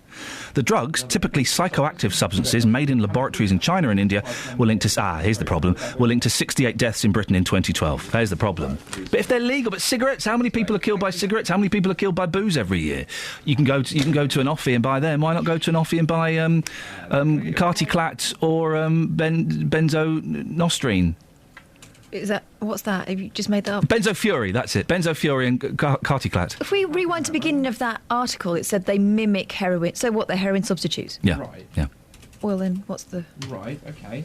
What's the what? What's the problem? Are they going to be used in treating people? I'm making notes. 08459 455 555 is the telephone number if you want to give me a call. We'll talk a bit more about the Dennehy case a little bit later on. The reason we're so interested in it is because she's a woman. But should we be surprised that a woman is capable of violence? Well, maybe you've been the victim of a violent partner. Did her gender make it more difficult to speak up? There is that kind of thing, isn't it? That I've spoken to men who have been abused by their partners physically. That there's kind of... and this is not to in any way denigrate women victims of violence, but there's kind of a lot of shame around it, a lot of embarrassment, because it's a woman beating a bloke up, and that's not the natural way. Because it's not someone who is physically stronger necessarily, although sometimes they are physically stronger, and the man somehow feels he should be able to defend himself. But he won't, because he's got principles. This is the thing. They're showing self-control by not fighting back sometimes, these men. If you're a gentleman and you've been the victim of a violent partner, 08459 455 555. Now, teenage pregnancy rates across the 3 counties have fallen again. That's according to official statistics published this week. In Beds, Herts and Bucks, there were 250 fewer pregnant under 18-year-olds than 3 years ago. The estimated number of conceptions for women under 18 was down by 10% nationally, while some regions of the 3 counties showed even better results, including Hertfordshire, with a drop of 27%. Well, our reporter Justin Dealey has been speaking to teenage mums. Well, Amy, you're here with your 3-year-old child today. When did you fall pregnant? 16. Was it planned at all? No, not planned. So when you went to your parents and you told them the news, what did they say to you? They didn't believe me at first. And then obviously she come to the scan with me. And that was it. How has it affected your life? You have to grow up quickly, take responsibility for the kids, and forget about yourself sometimes. And did you think when you fell pregnant that it was going to ruin your life being pregnant at such an early age? Yeah, I knew it would ruin my life. Nothing you could do about it once you're pregnant, no, is there? So you're saying it has ruined your life? Yeah, there's loads of things that I could be out doing, but... How can you say that with that little smile? You can't say that he's ruined your life, can you? Come on. Not ruined in a horrible way, but... Obviously there's things that I could have done before I had him. What would you have done had you have not had little Sean here? We working, going to college or something, don't know. And other friends of yours, do they also fall pregnant during their teenage years? Yeah, most of my friends. So Paige, you're 20 now. You fell pregnant when you were 19 years old. Tell us how that's affected your life. It's made me more independent. Gave me quite a bit more confidence. Was it planned? No, it wasn't planned. But it's not something you look back on now and think, what a mistake that was, it's ruined my life. No, I'm quite happy. I went through with it now, yeah. Now, Sky, you're 24. You've got 4 children already. When did you have your first child? 18 years old. 18 years old? Yeah. How did you cope at 18 years old having a child? It was hard, but I got on with it. I had my family and friends to support me. So just get on with it. It's hard. It is really hard. Was it a choice that you made, or was it an accident, let's say? It wasn't planned, no. No, none of my children were planned. It just happened. But I'm glad they're here, and I wouldn't change it for the world. And like when they've grown up and like go to nursery, now I can get on with my life. Hands up who's shocked by that first, Mum. Hands up who's shocked by that. Oh yeah, ruined my life. Not in a horrible way. What's the good way of ruining your life? I could be going out. That's incredible, isn't it? That's an incredible thing. There's nothing you can do when you're pregnant. Well, there are. It's also the talk of, I'm glad I went through with it. Yeah. It didn't sound like a joyous thing, did it? Didn't sound like an easy thing. Dearie me. I'm shocked by that. Sorry. But anyway, I'm joined now by Conservative councillor Richard Roberts, who's lead for Children's Services at Hertfordshire County Council. Richard, I've got to just throw that comment from that young lady that shocked me. It ruined my life, having a baby. What's your take on that? Good morning, Ian. Well, I think the difficulty is, isn't it, for Amy there, who was 16 when she fell pregnant. What a shock. I mean, she's still a child, really, at 16, isn't she? And I suppose that's why you just don't want young girls falling pregnant, because they're too young to deal with the full impact, the full implications of what they've got to deal with. They should be going out there and having fun and going to college and getting ready for work and all of that sort of experience, rather than having to cope with bringing up a child at such an early age. These are great figures across the country, incredible figures for Hertfordshire. For years it's been the problem, we talked about on this kind of show, teenage pregnancies. Why the change? What's happening?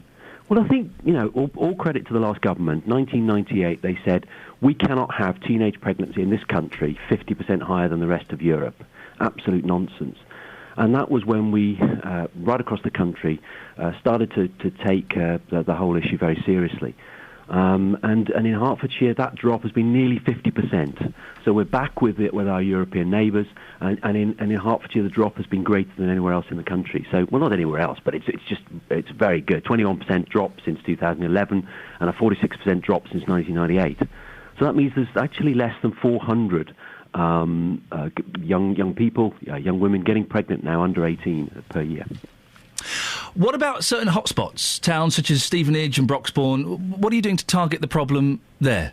Yeah, you're absolutely right. I think in every district there are hotspots.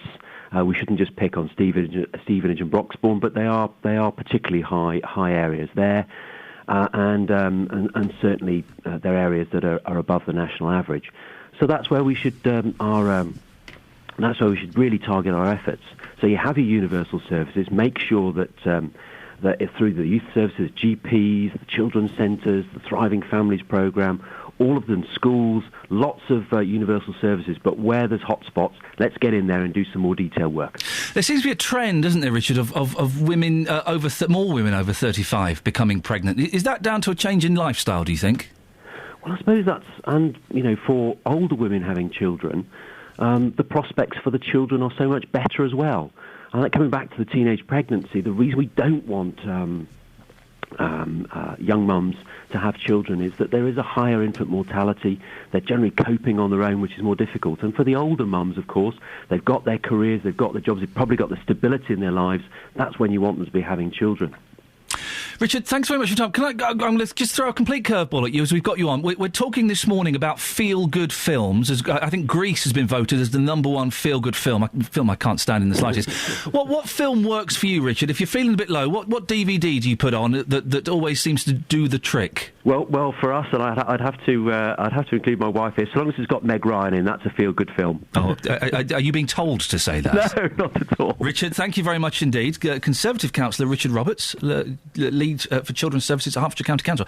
And I think, Catherine, you can back me up on this, I think that's the first ever Conservative we've had on that's not started it by going, well, it all the problem lies with He came on and said, well, you've got to give credit to the last government. I don't think I've ever heard... He's not been processed, has he? He's not been on through the net. He'll get told off today. That's not how you... Thank you for that, Richard. We'll get him on again. I enjoyed that. 08459 455 555 is the telephone number. Lots of heavy stuff. We're talking about if you've been a victim of violence at the hands of a woman. Also, kind of slightly flippant stuff. It almost seems disrespectful to go from that to the other, but that's kind of the nature of this show. Feel-good films. And can you phone up and do an impression of your car horn? I know. There was no gentle, sensitive way of going between them. I just had to do it. 08459 455 555. Travel news for beds, cards and bugs. BBC Three Counties Radio. Still queues on the M1 London bound after an earlier accident. Those queues now going between junction 6A for the M25 to 4 for Edgware. Also looking heavy between junction 10 for Luton Airport and 8 for Hemel Hempstead. The M25 anti-clockwise very slow between 17 for Maple Cross and 16 for the M40. On the speed sensors in Harpenden, the High Street looking very slow in both directions around Station Road. And on public transport, First Capital Connect and South Eastern have possible delays and cancellations between St Albans and St Pancras. I'm Alice Glossop, BBC Three Counties Radio. Across beds, hearts and bugs. This is BBC Three Counties Radio.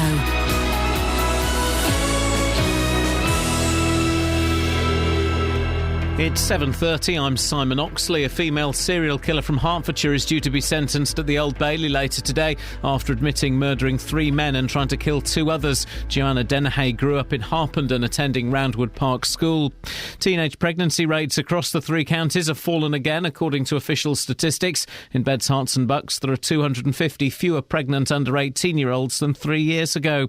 And the world's longest aircraft is being unveiled in Bedfordshire later this morning by one of the world's best-selling rock stars. The hybrid air vehicle at Cardington Hangars looks like a giant airship and is being promoted by the Iron Maiden lead singer Bruce Dickinson. Three Counties Sports. BBC Three Counties Radio.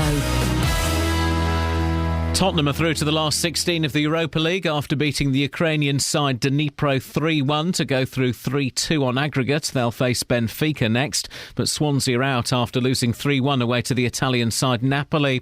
Tomorrow, Watford are waiting on the fitness of Fernando Forestieri for the visit of Blackpool in the Championship, but Lewis McGugan, Fitzhall and Alman Abdi remain out. MK Dons injury problems continue ahead of the League One home game against Sheffield United. Manager Carl Robinson will be without Stephen Gleeson and possibly Ben Reeves as well. I don't think anybody could have coped with the problems that we've had. But you're talking in the treatment room at the moment. You've got Lee Hodgson, who's an international. You've got Ben Reeves, who's just got in a full squad as well. Darren Potter and Stephen Gleeson, who are arguably two the best midfield players in the league. So it's a very, very difficult position to be in. Like I say, it wasn't for them 2 loans late last week, we wouldn't have been able to even put a bench out. Stevenage could have John Mousinho back in the squad for the trip to Bradford. In League 2, Wickham are at Southend. And Luton captain Ronnie Henry believes the Hatters could do what his old club Stevenage did and achieve back-to-back promotions if they go up from the conference. Luton host Alfreton tomorrow. Henry's been comparing his 2 teams. Both great sides, to be honest. We had both done exactly what we needed to do with Stevenage. We went up from the conference and went straight up again. There's no reason why, if we do it here, we can't go up straight again as well, so it'd be good. England's cricketers bid to put their Australian nightmare behind them today as they start a 3-match one-day series in the West Indies. The first match in Antigua starts at 1:30 our time, and Great Britain have won their first gold medal at the Track Cycling World Championships in Colombia, with Hertfordshire's Laura Trott helping them to the women's team pursuit title. BBC Three Counties News and Sport. The next full bulletin is at 8. On FM, AM, online and digital radio. This is Iain Lee. On BBC Three Counties Radio. 08459 455 555 is the telephone number. Got some texts here. Feel-good film. The Birdcage. The English or the French version, says Janet.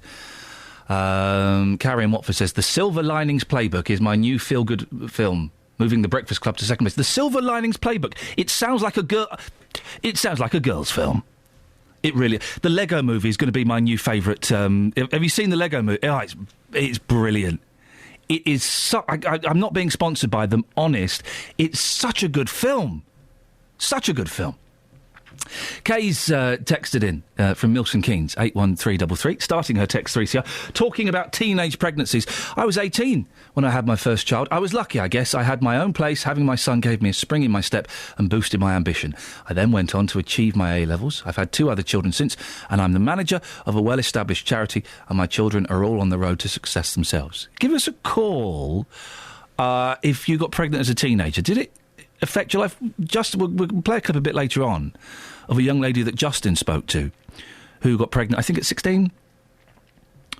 She says it ruined her life. She had the little boy there, little 3-year-old boy with her. It ruined my life. She then qualified it by saying, oh, but not in a bad way, but it ruined my life. Isn't that heartbreaking if that's... I'm not judging her in the slightest. If that's her truth, then isn't that sad? Isn't that sad? And to be saying that in front of the boy as well, who at the age of 3 will hear that and it will register at some level.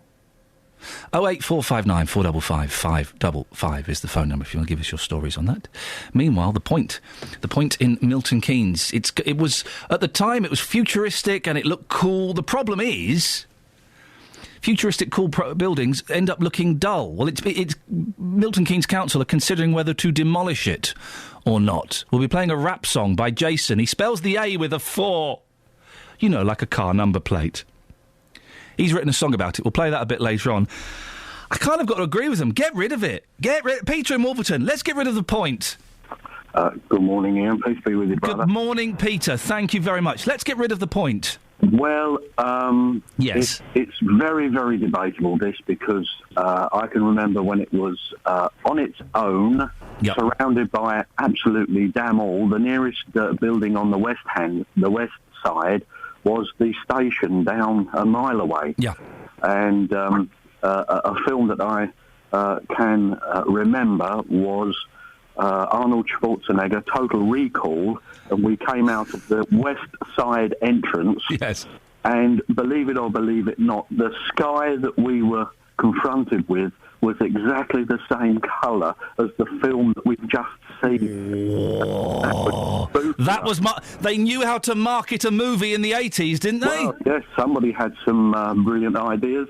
However, an iconic film that gets me going is The Gladiator, because, number one, it has love, passion, it has revenge, it has betrayal, it has camaraderie, it has got everything, and the music that goes with it, out of this world. Never seen it. I watched the first 10 minutes of it. I thought, this is dull. I thought, this is dull. Oh, you must. Gladiator. Yeah. It's brilliant. Well, no, hang on a minute. It's got Crowe in it. Yeah. Who I cannot stand. And he does his usual kind of slightly stilted performance, but it's Crowe. It's so good. And Russell Crowe, and there's a computer-generated Ollie Reed. Joaquin Phoenix is in it as a delightfully bonkers Caligula type person. Right, I'm still not going to watch... What are you drinking, Peter? I'm not. I'm just chuckling at you two arguing. Please don't argue. He was great in that, wasn't he, Joaquin? He was absolutely fantastic. He was one of the best villains I think I've ever seen on the No. And he does that thing where he gets fat throughout the thing as well, where he's getting more and more decadent. No. You're both wrong. No, it's brilliant. I tell you what, let's cast the deciding vote to Ollie, who's back from work experience hell. Ollie, Gladiator. It's a great film. You're fired. I'm going to find the music. If it fails to move you, you have no soul. It won't move me, and I've got a really big soul. Do you want to see it? No. Peter, thank you very much. Always a pleasure. Always a pleasure. Oh, Peter.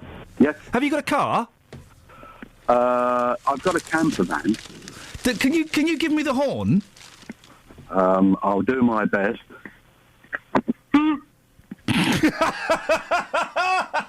You're such a good sport, Peter. Thank you, mate. Oh, that's made me chuckle, that. More than it should have done. Should we have a look at some more papers? You may have guessed, if you're new to this show, welcome. You can call in about pretty much anything. We have it's not like Jonathan's show. Jonathan's show has standards. Jonathan's show has professionals working on it. Not this show. None of us here. I would say we're all enthusiastic amateurs. All enthusiastic amateurs, so we have no standards. You can call in about pretty much anything. The Daily Mail. Oh, look, now the phones start going. Oh, we can call in.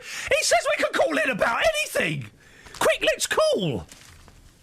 The Daily Mail. Migration soars. Good, says Cable. He mocks PM's failure to control EU influx. Vince Cable taunted the Prime Minister yesterday by saying the government's failure to control immigration was a good thing. But more importantly, Susanna Reid in Love Split. Now her ex is dating online. Sebastian Shakespeare exclusive, pages 40 and 41. Well, we turn to pages. Lots in the papers about Susanna Reid this morning. A lot saying that her and her partner have split up. Father of her 3 children. Why is that interesting? Why is that interesting? Why is that in the papers? Why is it in the papers that the father of her children is doing some online dating? I think that's a little bit cruel, isn't it? We don't need to... He's not a celebrity, is he? Is he anyone famous? Former BBC Sports journalist. I think that's sad. The other story in the papers about Susanna Reid, it's in The Sun, is that she's signing the deal to go to ITV to present Daybreak. Not Daybreak, it's going to be called Good Morning Britain.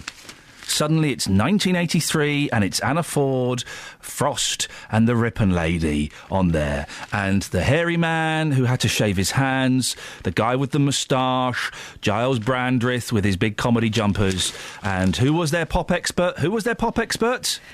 Paul Gambaccini. Well, it wasn't Gambo. Well, it was Gambo towards the end, but for a long time, Jonathan King. Oh. Oh, you see. Anyway, Susanna Reid, it looks like she's going to that. I would say, Susanna, if I still had your phone number, I don't anymore, I would say, don't do it! Yes, they're going to pay you millions of pounds, but it's a sinking ship. The ship is not just sinking, it's sunk. It's basically she's putting on a diver's suit, swimming to a mile beneath the ocean and presenting a show from the deck of the Titanic. Who remembers Christine Blakely? Exactly. Nobody does. Yeah, but that's why you've got to make hay when you're an attractive female presenter, because once those looks start to fade, you're out, love. Listen, for 2 things. Susanna Reid's looks are never going to fade. And she's also got a brain. That's why it really kills me that this is still happening to She women. has got a brain. She has got a brain. I've met her and I know her ever so slightly, and she's a delightful woman. She's funny. She's intelligent. She is beautiful.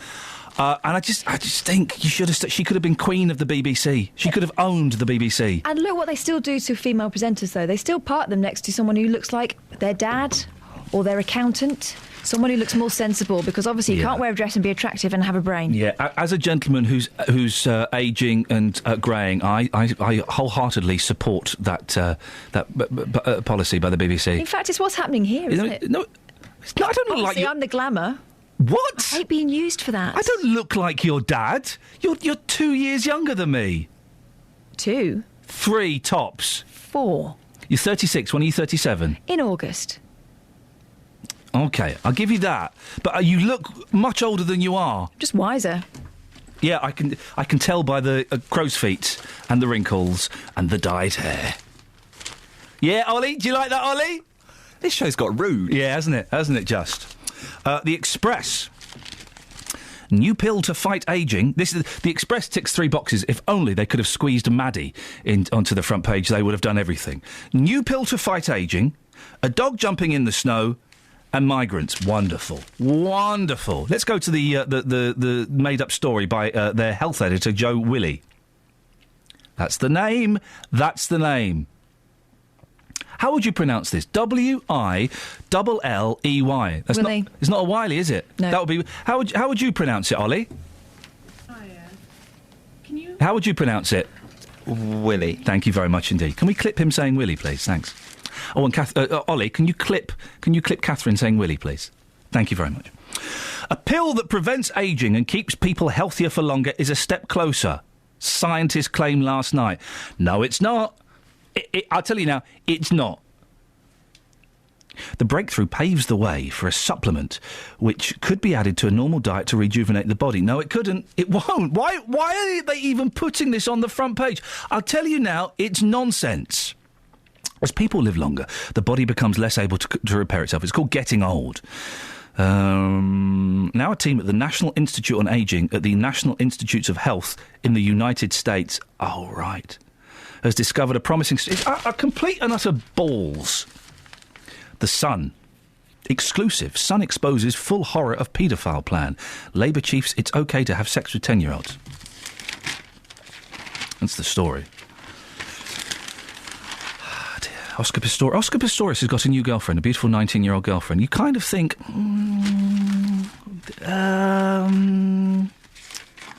maybe wait until the court case is over?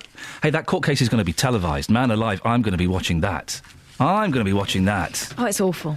Oh, it's a horrible story, terrible story. But let's be honest, fascinating. It's got everything... It's got everything. It's a real showbiz murder trial, isn't it? It's got a beautiful woman... gunned down. It's got a millionaire sports star. Sporting hero. It's got a man with no legs. I mean, it really... You couldn't write... If you submitted that as a film script... Take that and stick it where the sun don't shine, Buster. I'm not buying that. Is the reaction you get. Yeah. It's got everything, hasn't it? Yeah, but I don't want to see it. I'll tell you what happens then, shall I? I think I'll know what happens. I don't think it'll be just you telling me what's happened. OK, thank you very much. 08459 455 555 is the telephone number if you want to give us a call. Call up and... Carpet Martin has tweeted his favourite films, his feel-good films. My top feel-good film is Black Hawk Down, followed by Hudson Hawk, followed by Street Hawk the movie. I bloomin' love Hawks, he says. I remember Street Hawk. Street Hawk was the motorcycle version of the Knight Rider. There were several kind of Knight Rider rip-offs, including Street Hawk, Manimal, Automan. Automan was another favourite of mine. Yes, and some other bits and pieces. Right, 08459 455 555. It's exactly 7:45. BBC Three Counties Radio. Let's get the travel news now. Here's Alice. Travel news for beds, cards and bugs. BBC Three Counties Radio. The M1 northbound's heavy going after a vehicle broke down between junction 14 for Milton Keynes and 15 for Northampton. It is on the hard shoulder, but the speed signs are set to 50, so running a bit slower than usual. The M1 London bound also heavy going between junction 10 for Luton Airport and 8 for Hemel Hempstead. And on the M25 anti-clockwise, very slow between 17 for Maple Cross and 16 for the M40. Also, the A5 southbound looking very slow on the speed sensors as you go through Markgate towards Redbourne. Public transport has no reported problems. I'm Alice Glossop, BBC Three Counties Radio. Thank you, Alice. 7:46. It's Friday, the 28th of February. I'm Iain Lee. These are your headlines on BBC Three Counties Radio. A female serial killer from Hertfordshire is due to be sentenced at the Old Bailey later on today after admitting murdering 3 men and trying to kill 2 others. Joanna Dennehy grew up in Harpenden, attending Roundwood Park School. The world's longest aircraft is being unveiled in Bedfordshire later this morning by one of the world's best-selling rock stars. The hybrid air vehicle at Cardington Hangars is being promoted by Iron Maiden lead singer Bruce Dickinson. I just had a look at a picture of it online. It's massive. It's massive. And in sport, Luton captain Ronnie Henry says Luton could emulate his old club Stevenage and get back-to-back promotions if and when they win the conference this season. The Hatters host Alfreton tomorrow. I think Simon Oxley is abusing his position as writer of these headlines here. He knows he's going to owe me £5 whenever the football season ends. When's that? Like September? June? I don't know. Let's get the weather now. Here's Sarah. Beds, Hearts and Bucks weather. BBC Three Counties Radio. Around across the three counties at the moment. Having said that, there are some breaks. So, for instance, Bletchley, Milton Keynes at the moment largely dry, but elsewhere we do have the rain, and there's some heavy bursts actually towards Buckinghamshire just now. High Wycombe, Amersham, seeing those, and also there'll be some sleet over the Chilterns as we go through the day today, because we'll continue with outbreaks of rain right the way through until this evening across the three counties. There will be the odd sporadic drier interlude. Don't count on that helping the feel of the weather. It will be cold and grey throughout, with highs of just, 5 or 6 Celsius. And as I say, that rain a little bit sleety over the Chilterns as we go through the day. It all starts to pull away through the night tonight, then a cold night to come. Chilly start to the weekend as temperatures slip down to 2 degrees. Tomorrow, quite a grey start, but slowly improving through the day tomorrow. Some brighter skies coming through in the afternoon. Sunny or bright spells is what we're looking at for tomorrow afternoon. And dry through the day, 6 or 7 Celsius again.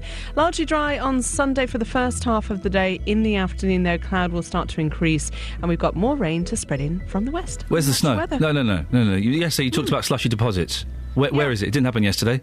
I was in my garden. I was in my garden all day with the sledge. Nothing happened. Yes, because it wasn't for yesterday, was it? It was for this morning, potentially. Okay, well, where is it now?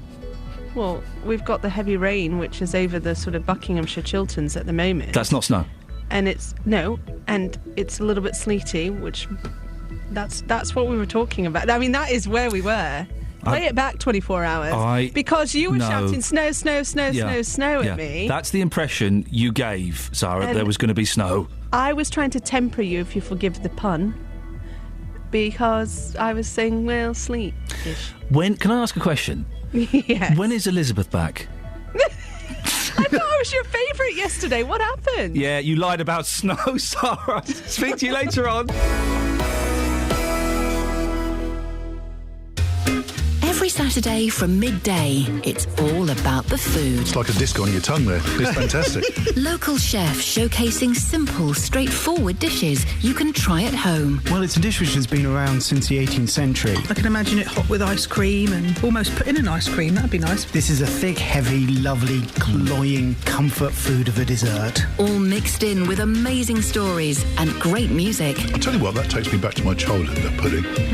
That just transported me back to being a kid. Nick Coffer's Weekend Kitchen, Saturdays from 12 on BBC Three Counties Radio. Yeah, yet when I eat on the radio, I get criticised, yet Nick gets a trailer made out of it. Doesn't seem fair, does it? He invites other people in to eat with him. I try and have a cheeky biscuit or a slice of cold pizza. People phone in and tell, it's disgusting. Oh, but when Nick does it, it's great. Oh, I see, right, OK.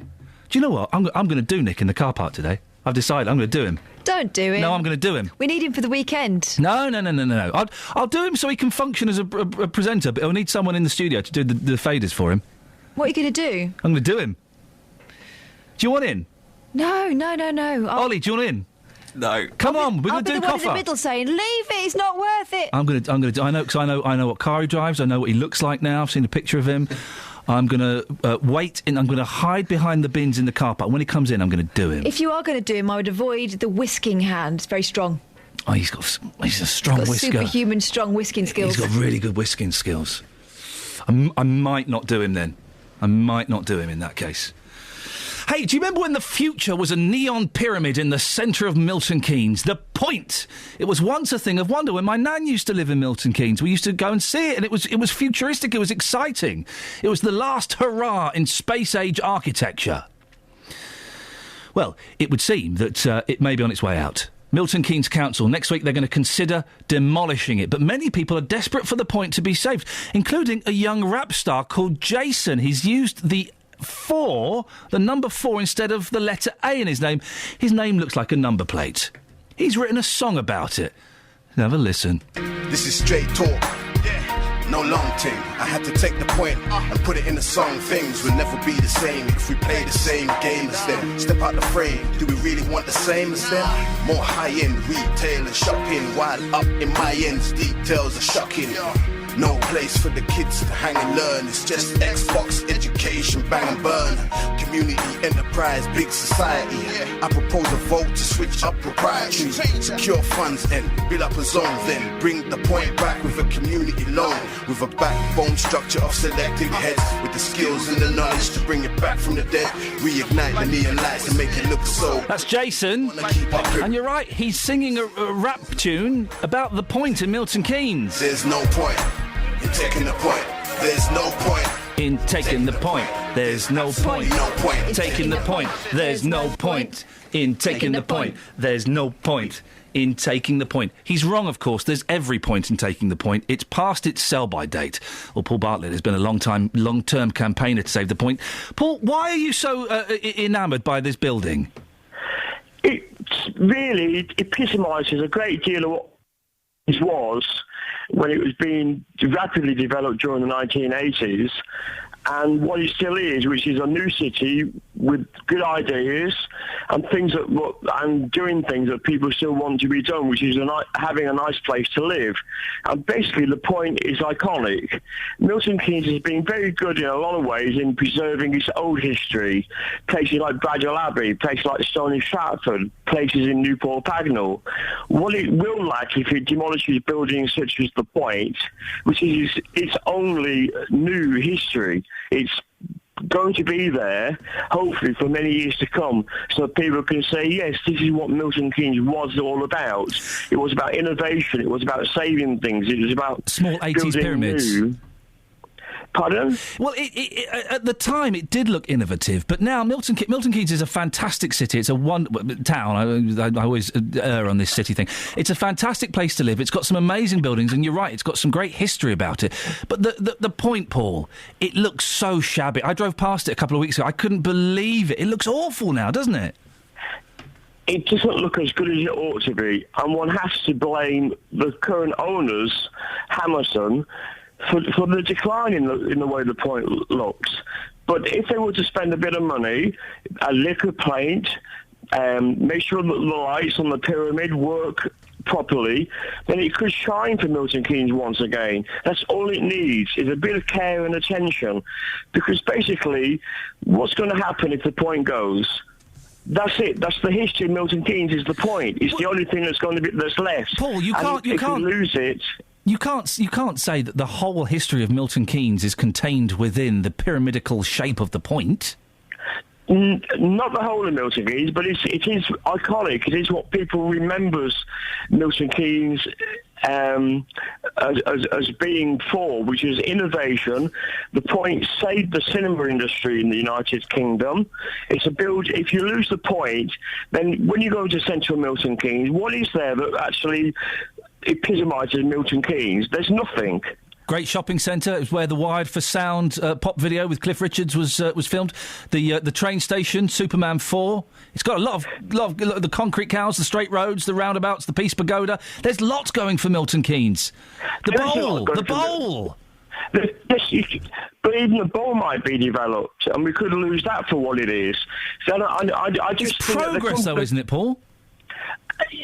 Progress can be made without demolishing, surely. Otherwise, what are your fondest memories of the Point, Paul? Well, I mean, I used to go there. When I first came to Milton Keynes 30 years ago now, in 1984, I used to go and watch films there. I mean, some of the classics that I've seen were The Last Emperor, which is a fantastic film. Give us some of the classics you saw there. Well, I saw The Last Emperor, and I saw Fatal Attraction. I've seen lots of other films there with my children. Yeah. Gremlins? Pardon? Did you see Gremlins there? No, I didn't. But there's enough Gremlins in the building now. Hey, I like it. Is it Ghostbusters 2? I obviously like the Ghostbusters series. Do you not? But it's not just a matter of the films that were there. No.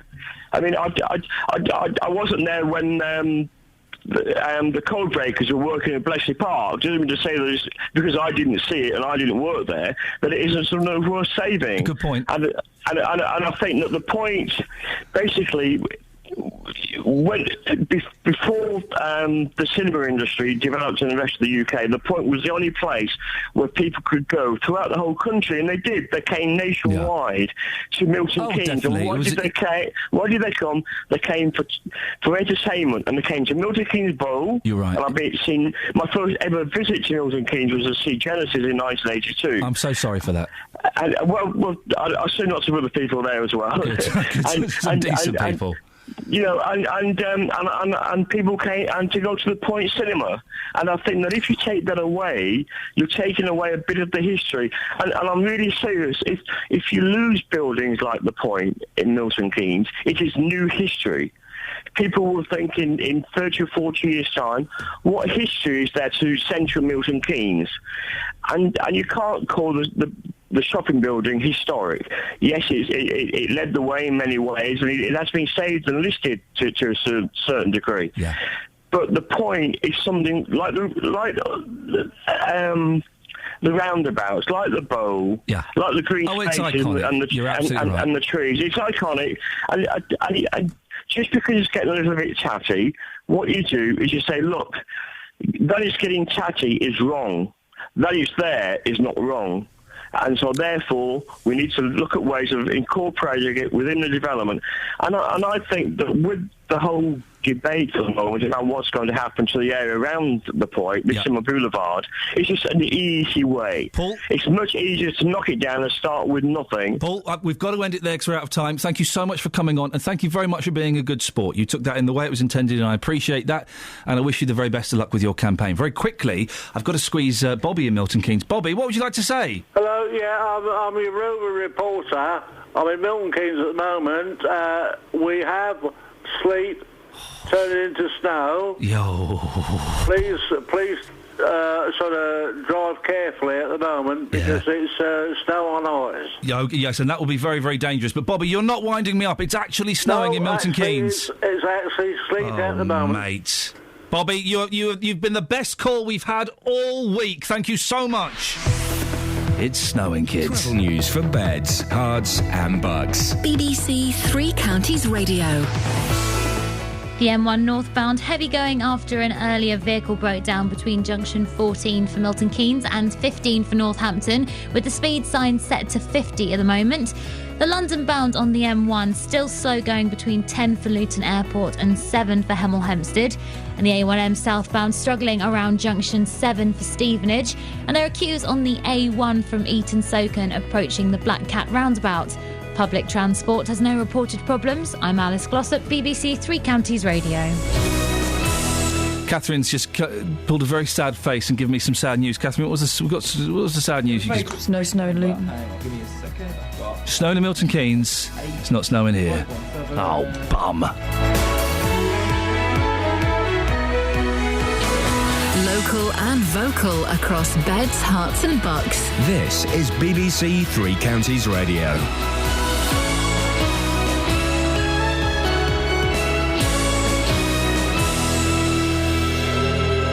It's 8 o'clock. I'm Simon Oxley. The headlines: Hertfordshire serial killer to be sentenced today, fall in teenage pregnancy rates, and hybrid air vehicle to be unveiled in Bedfordshire. BBC Three Counties Radio. A female serial killer from Hertfordshire is due to be sentenced at the Old Bailey later today after admitting murdering 3 men and trying to kill 2 others. Joanna Dennehy grew up in Harpenden, attending Roundwood Park School.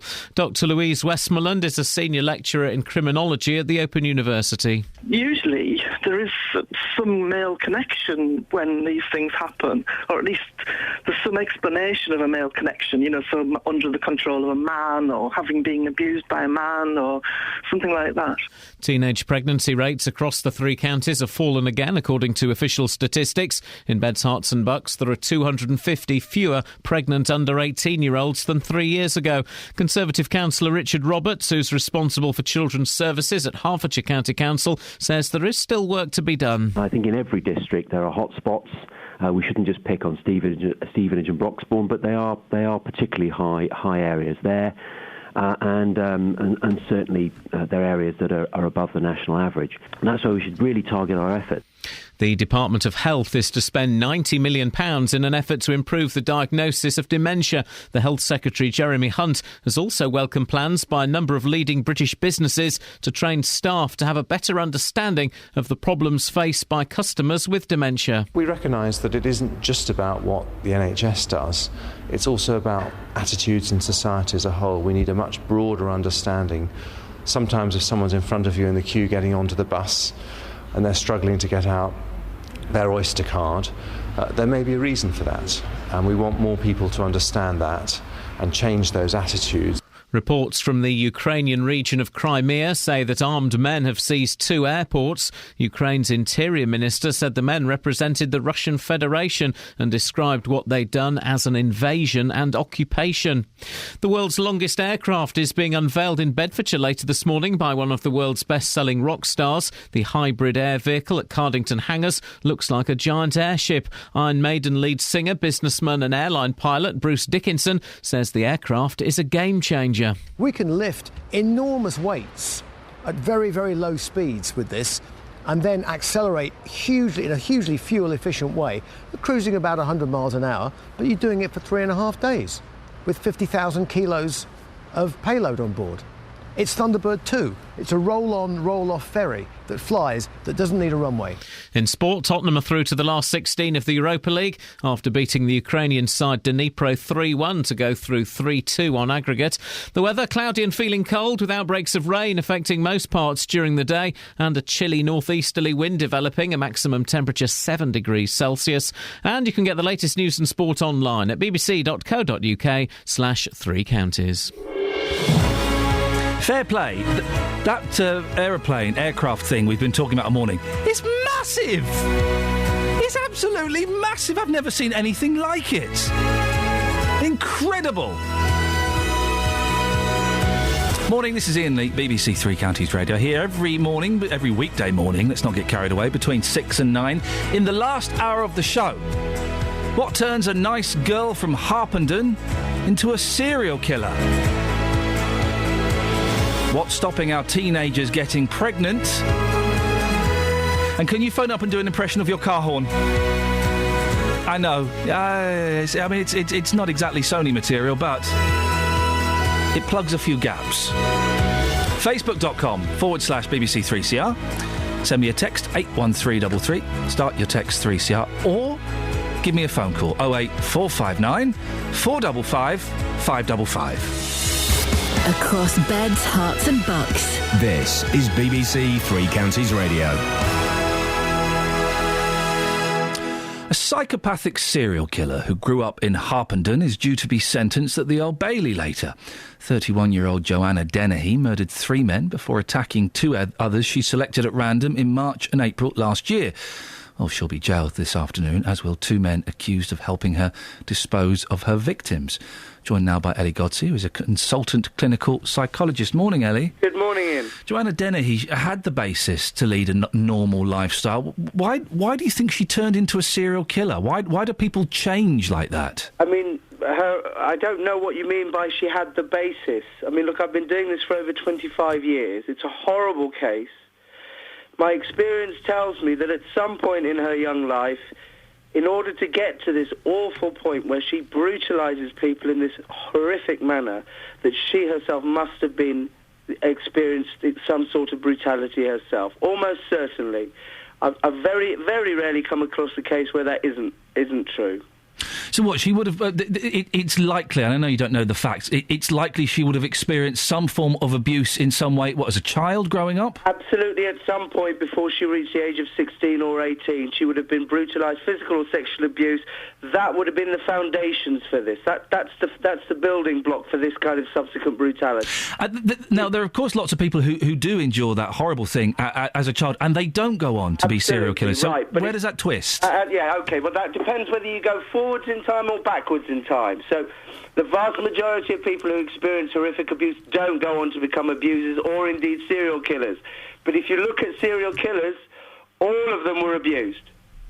Fact. Simple fact. Emotional, physical or sexual abuse. Now, in order for her to get to that point later, you've got that foundation of brutality. Then you've got the issue of subsequent mental health problems on the back of that, quite significant mental health problems. Then you add serious drug and alcohol abuse to the mix.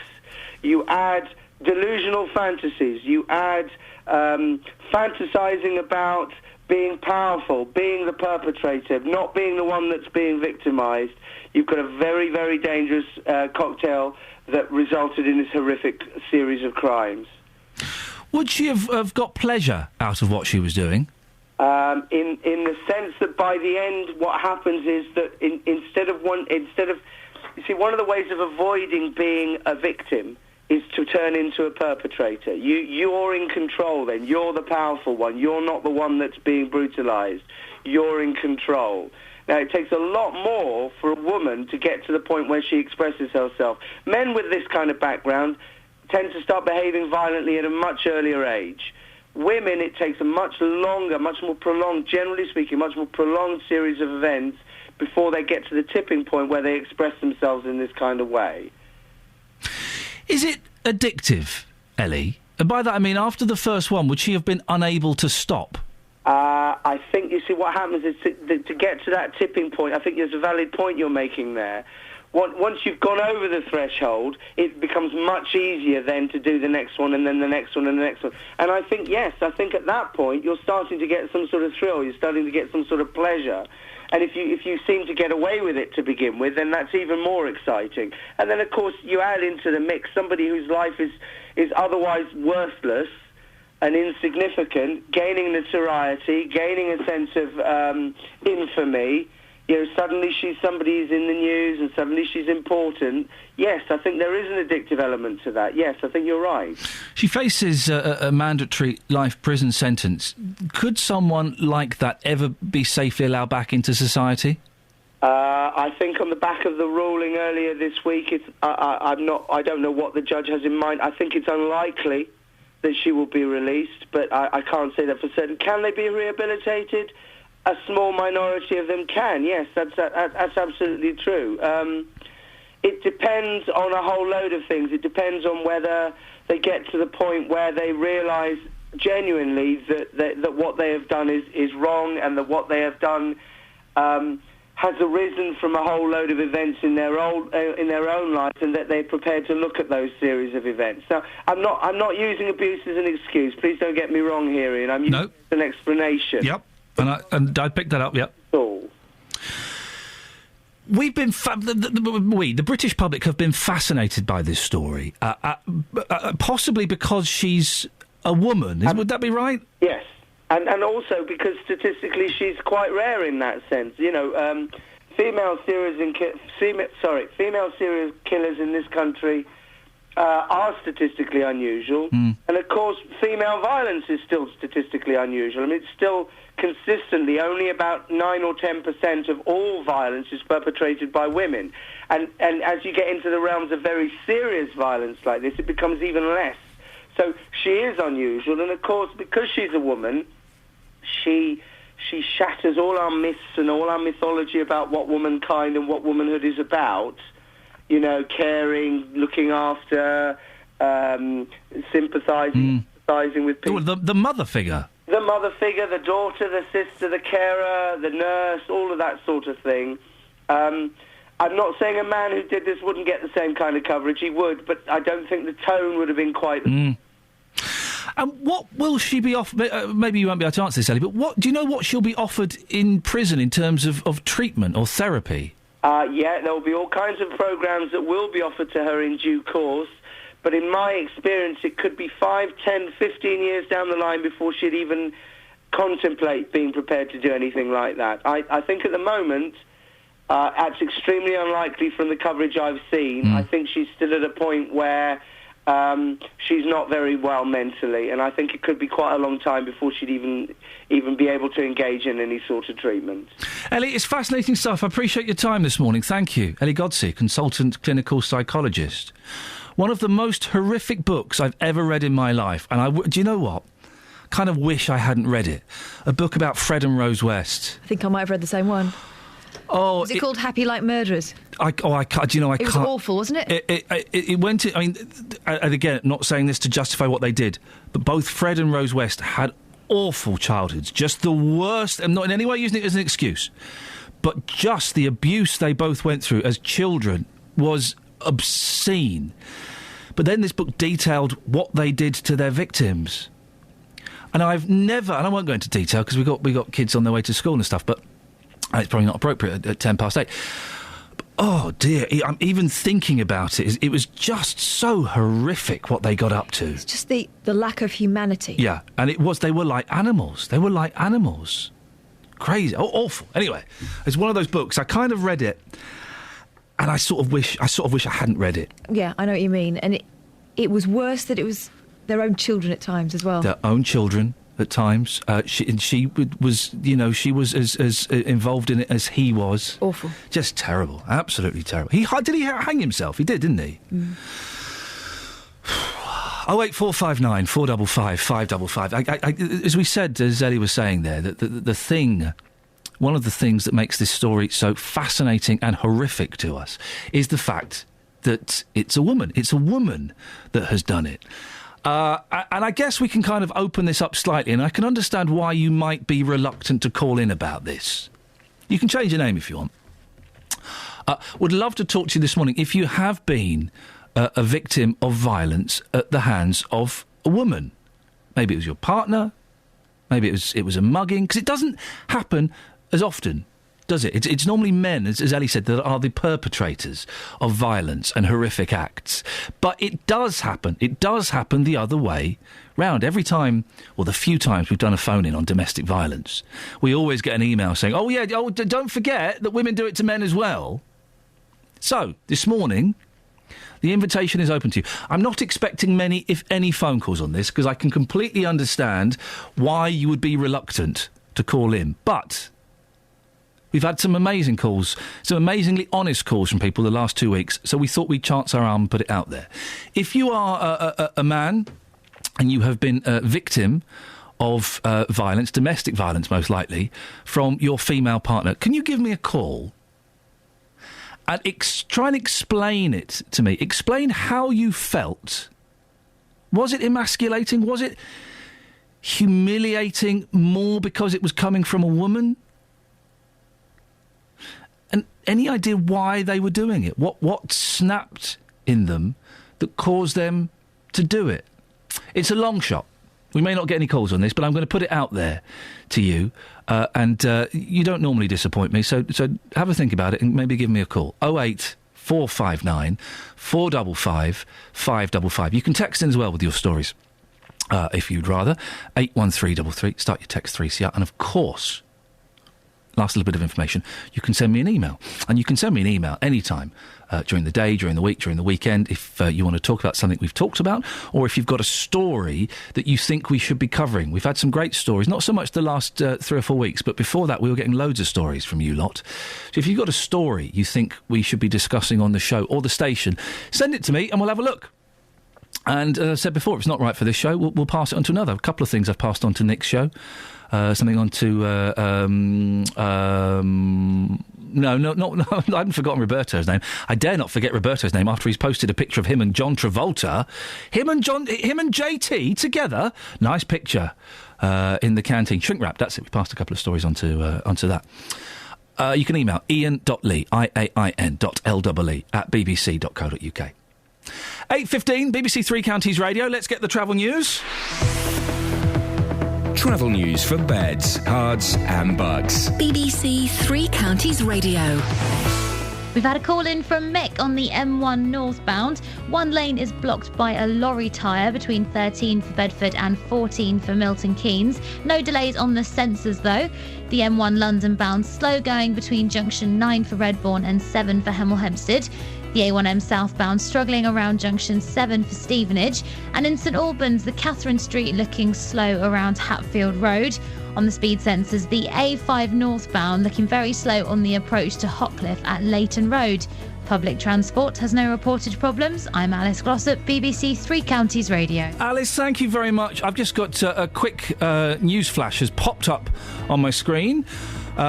We've been talking about... Catherine, do you want to do this and explain just exactly what this is? Yeah, we've been covering the ongoing investigation into goings-on at the Barnfield Foundation. Yeah, that's been a story for a long, long time. Investigations into claiming money that perhaps they weren't entitled to, allegations of people, potential grave massaging, things like that. Yes. So in the last half hour, I can confirm the BBC's learned there will be no criminal investigation resulting from that inquiry. We will be getting more on this from Paul Scoynes in the next half hour. OK, thank you very much for that, Catherine. That's breaking news. Let's go on with the rest of the headlines at 8:16 on Friday, the 28th of February. I'm Iain Lee. These are your headlines on BBC Three Counties Radio. A female serial killer from Hertfordshire is due to be sentenced at the Old Bailey later on today after admitting murdering 3 men and trying to kill 2 others. Joanna Dennehy grew up in Harpenden, attending Roundwood Park School. The world's longest aircraft is being unveiled in Bedfordshire later this morning by one of the world's best-selling rock stars. The hybrid air vehicle at Cardington Hangars is being promoted by Iron Maiden lead singer Bruce Dickinson. And in sport, Hertfordshire's Laura Trott has helped Great Britain to win their first gold medal at the Track Cycling World Championships. Well done, her.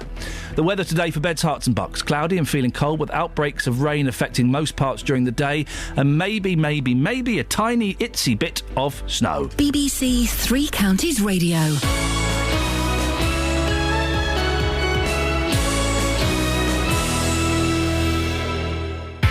After a great week for our local teams, Stevenage go ahead! How important could that be? tomorrow brings more tough tests. Drives towards the far post, and Iain drives it into the far corner! We'll have commentary on Watford, MK Dons, Stevenage and Luton as they all aim for 3 more vital points. Some of the football at Kenilworth Road, it's just a joy to watch. One-touch stuff. Into the box, rise on McLeod. McLeod's juice, and it's 2-0 to MK Dons. Cheer on your team with Three Counties Sport tomorrow from 2 here on BBC Three Counties Radio. Now, this year marks... Oh, by the way, if you're expecting JVS to pop in and set up his stall and tell us what he has special offers on this morning, just after 8:30. OK, just for this week, he's been popping in just after 8:30 so that we can do this. We're marking the centenary of the First World War. It's part of the BBC project called World War I at Home. We've been looking at the impact the war had on places in Beds, Herts and Bucks. Now, in Buckinghamshire, the owner of Halton Hall, Alfred de Rothschild, offered his estate to Lord Kitchener for military training. It was the start of the Sites Association with the Armed Services. Well, it's now, of course, RAF Halton, and Tara Gungafall went there to meet Derek Larkin and have a look at the museum he's created on the site. Welcome to our place. It's all here. Oh, a lot of it. Derek Larkin first came to RAF Halton in 1949 as a 15-year-old apprentice mechanic. In his retirement, he founded the Trenchard Museum, which is based on site. Named after the founder of the Royal Air Force, Lord Trenchard, and also the founder of the RAF Halton Apprentice Scheme. That's Halton House. It's a picture taken some years ago. 1913, war clouds were threatening, but once war was becoming inevitable, Alfred de Rothschild, who owned Halton House, which was his party house, immediately offered Lord Kitchener the estate for his troops to come and do some exercises. Do you want to come down and see some of the photographs we've got? There's the army sitting on a hill above Halton House, surveying the Halton estate. And there is a view of the first aircraft that landed at Halton. And Lord Rothschild used to go up and look at them. You can imagine how amazed he was to see actual aeroplanes and the local population, because they'd never have seen anything like that before. Flying machines coming out of the sky and landing. By 1916, there were over 20,000 troops under training at Halton. The place had been changed from its wonderful parkland landscape gardens into tents and wooden huts. In 1917, the focus at Halton changed. The fighting soldiers moved out and Halton became purely a Royal Flying Corps station, churning out 14,000 aircraft mechanics that year, both men and women, to service more than 20,000 aircraft serving on the Western Front. Each aircraft probably required, in some cases, as many as 40 different individuals to look after it. Today's aircraft, you might need about 4 or 5, or even fewer. But with so many personnel dying, the Royal Flying Corps had a problem. The pool of available labour was being exhausted. Eventually, they had to resort to training boys of 15 years of age, taking them from grammar schools because they needed to be fairly well educated to understand the IT of the day, as it were, aviation. Halton, being the home of the RAF apprentice scheme, has made a tremendous contribution to not only to the Royal Air Force, but also to the country. And I quote one world-famous ex-apprentice to you, Sir Frank Whittle, who gave the world the jet engine.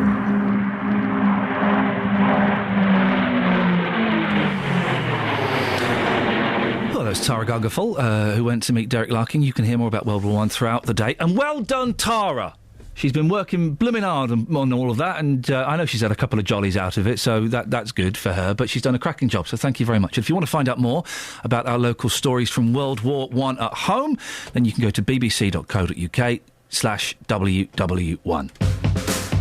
Across beds, hearts and bucks. This is Iain Lee. BBC Three Counties Radio. Should do some texts. Got plenty coming in. James in Stevenage. There's no need for the point in Milton Keynes to be demolished, even though it is a little unknown fact that they rushed the building work to get it up and running for Christmas for when Santa Claus the movie was released. Don't knock it. We can't keep it just because Santa Claus the movie was shown there once. Dave in Milton Keynes talking about feel-good films. Feel-good film has to be 50 First Dates. Worst film ever is Grease. The point should be turned into a jazz bar or a comedy club, as we haven't got one of those. Finally, you haven't picked on Kelly or Justin yet. I look forward to your daily heckle of them, and Catherine is still the best. Well, Kelly's off. I think we've been doing a pretty good job this morning of bullying Ollie, who's in for the morning. Do you feel you've been bullied enough, Ollie? I feel I've been well and truly heckled and bullied. OK, excellent. So and Catherine, you're rubbish. Well, that's not very nice. No, Dave likes the Bants. He's classic Bants. Oh, OK. So you're rubbish. No, you're rubbish. Oh, no, you are. Your hair, silly. No, it's not. And another text.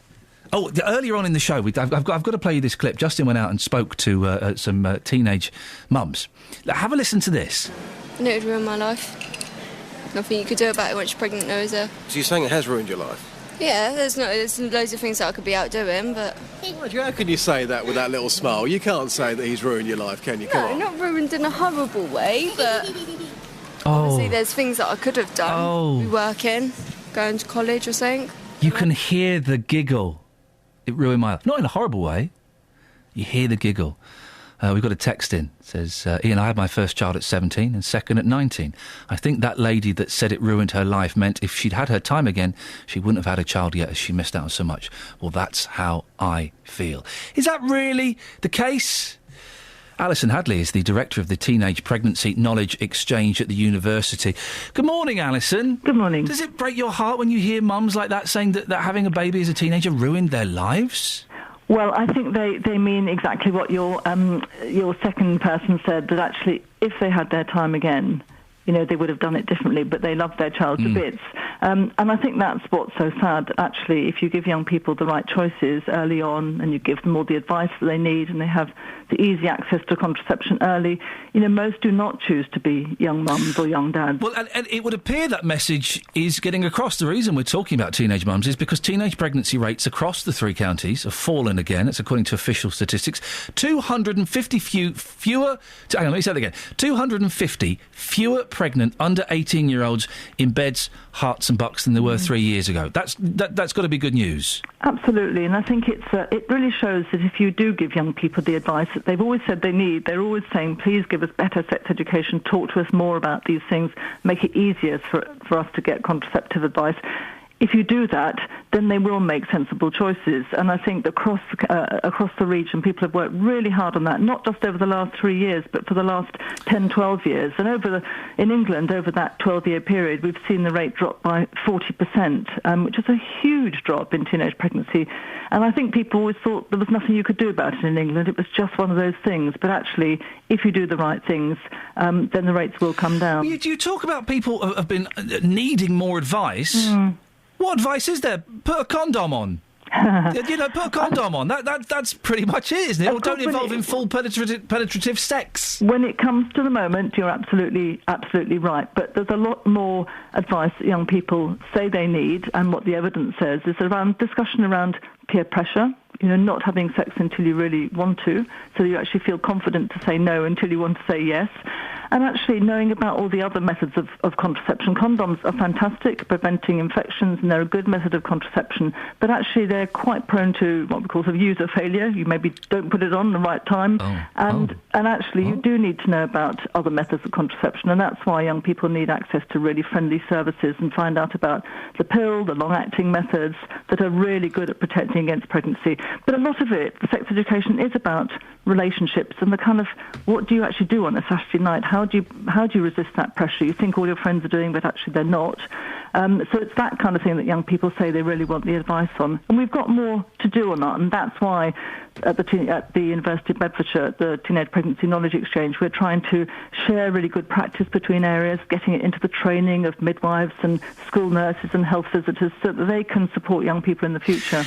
If you've got two randy 15, 16-year-old kids, I was one once, Alison, I can almost remember it. They're not going to stop in the throes of passion in their mum's car or at the bus stop or wherever and go, oh, hang on a second, we need to go and get some advice on what to do next. I vaguely remember that moment of being so caught up that you just get on with it. Well, I think the thing is that we need to plan early, and that means, sex education isn't just before you have sex. Sex education should start in primary schools, talking about relationships, talking about puberty. Then you introduce information around contraception, sexual health, and what you want to encourage young people to do is actually go and seek advice before they have sex. And I think we have to be more open about that. Boys going with girls to clinics, not just leaving it up to the girls, so that actually when you get to that moment of passion that you described and you can remember, people are already prepared. And I think that's what young people do in other comparable Western European countries. There's much more sort of acceptance that you need to prepare young people for young adult life and looking after themselves. Well, it looks like the message is getting across, and let's hope that this trend continues, Alison. I hope so too. I think the good work will continue as long as we don't take our eye off the ball, because we've got more to do on this. That's an unfortunate choice of phrase, Alison, but thank you very much indeed. Alison Hadley, Director of the Teenage Pregnancy Knowledge Exchange at the University of Bedfordshire. Let's get the travel, shall we? Travel news for beds, cards and bugs. BBC Three Counties Radio. On the M1 northbound, we've got reports one lane is blocked by a lorry tyre in the road between junction 13 for Bedford and 14 for Milton Keynes. Not picking up any delays on the sensors, and thanks to Mick for phoning in with an update on that. The M25 anti-clockwise very slow between junction 18 for Chorleywood and 16 for the M40. In Brogborough, the A421 towards Milton Keynes is slow going between the M1 junction 13 and the Kingston roundabout. And the London Colney roundabout, the approach on the North Orbital looking very slow. Public transport has no reported problems. I'm Alice Glossop, BBC Three Counties Radio. Thanks very much, Alice. Right, it's coming up to 8:30. Last 30 minutes of the show. JVS will come up in a few minutes and tell us exactly what he's got planned on the show. We'll speak to Paul Scoynes about Barnfield, and maybe we'll try and squeeze in Justin Dealey as well. If you want to give me a call, I've got two lines free. 08459 455 555. Let's get the news now with Simon. Across beds, hearts and bugs. This is BBC Three Counties Radio.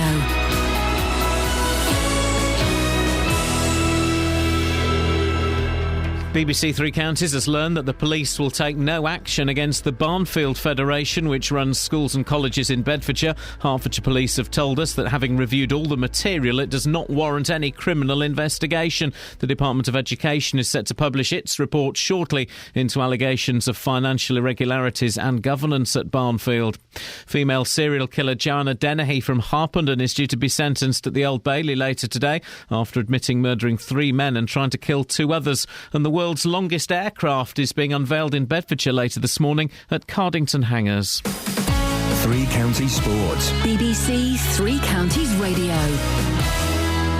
Tottenham are through to the last 16 of the Europa League after beating Ukrainian side Dnipro 3-1 last night to go through 3-2 on aggregate. They'll face Benfica next, but Swansea are out after losing 3-1 away to the Italian side Napoli.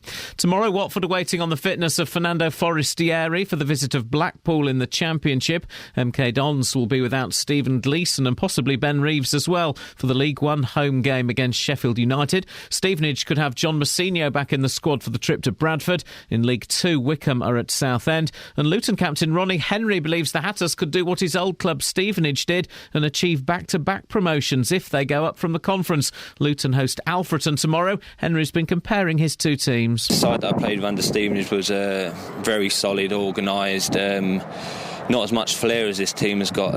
We was a more compact side there, a very strong, quite big side. The side here that I'm playing with at the moment have got a few players in it that can change a game in an instant.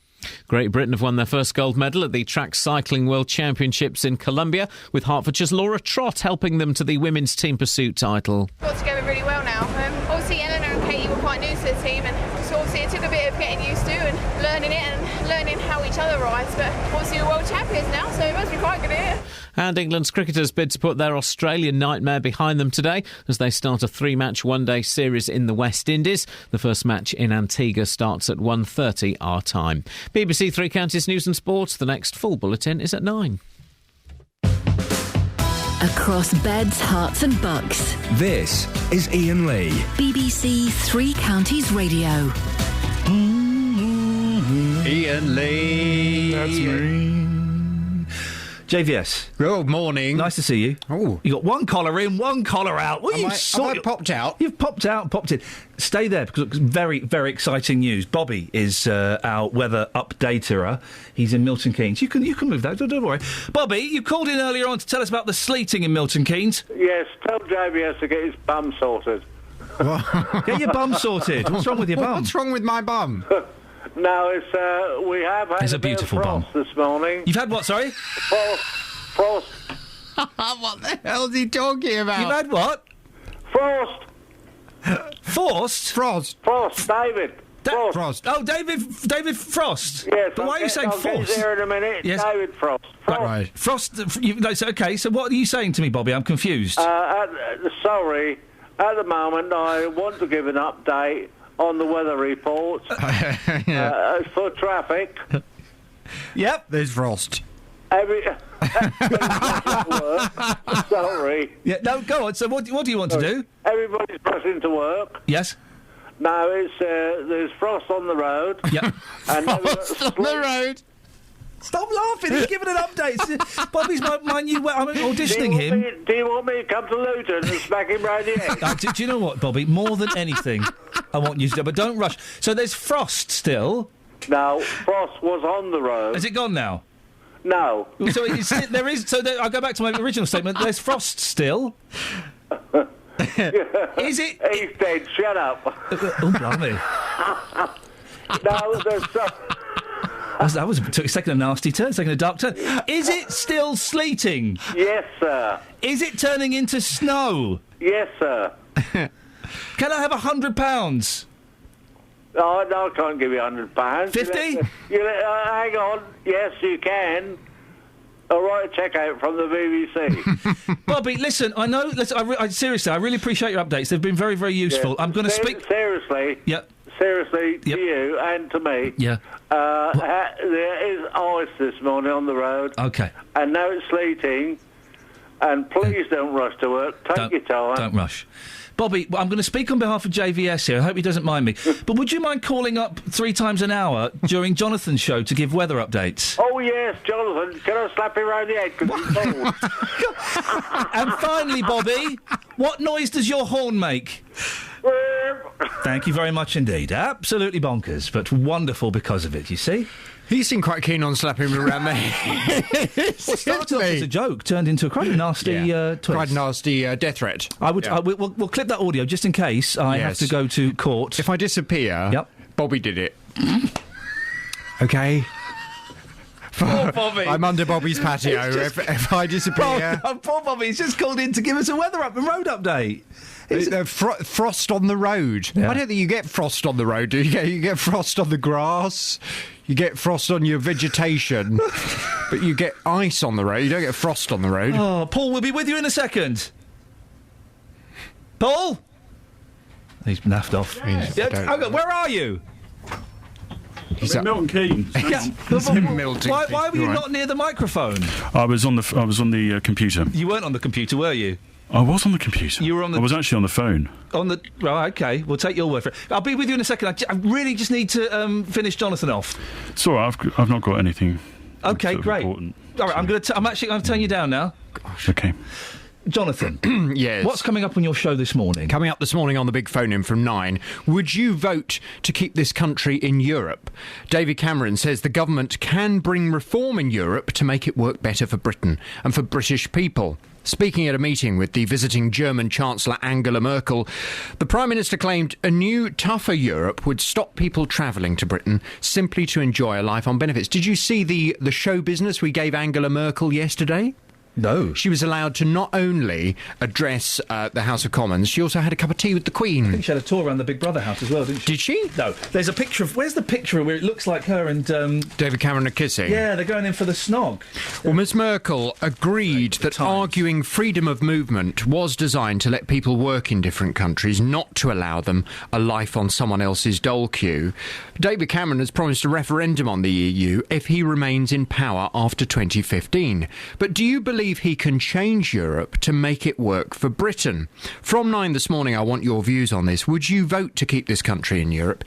Let's assume that David Cameron manages to get Europe to agree to some of our wishes. Yep. Do we still want to remain in Europe then? I want your views on the big phone in from 9, 08459 455 555. Across beds, hearts and bucks. This is Iain Lee. BBC Three Counties Radio.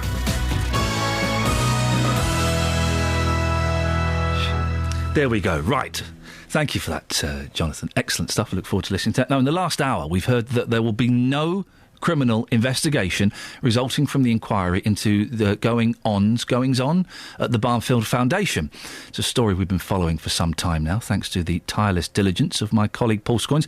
As you've heard, Paul joins us from the Milton Keynes studio.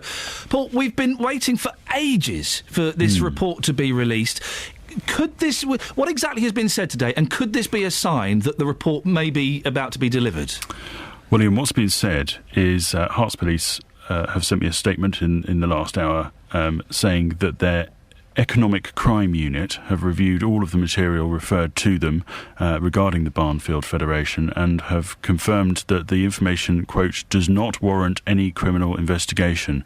They then said that the matter has been referred back to the education authorities. Now, it was the Department for Education, the Department for Business, their two sort of funding agencies which were investigating the Barnfield Federation over allegations of financial mismanagement, over claims of grade massaging.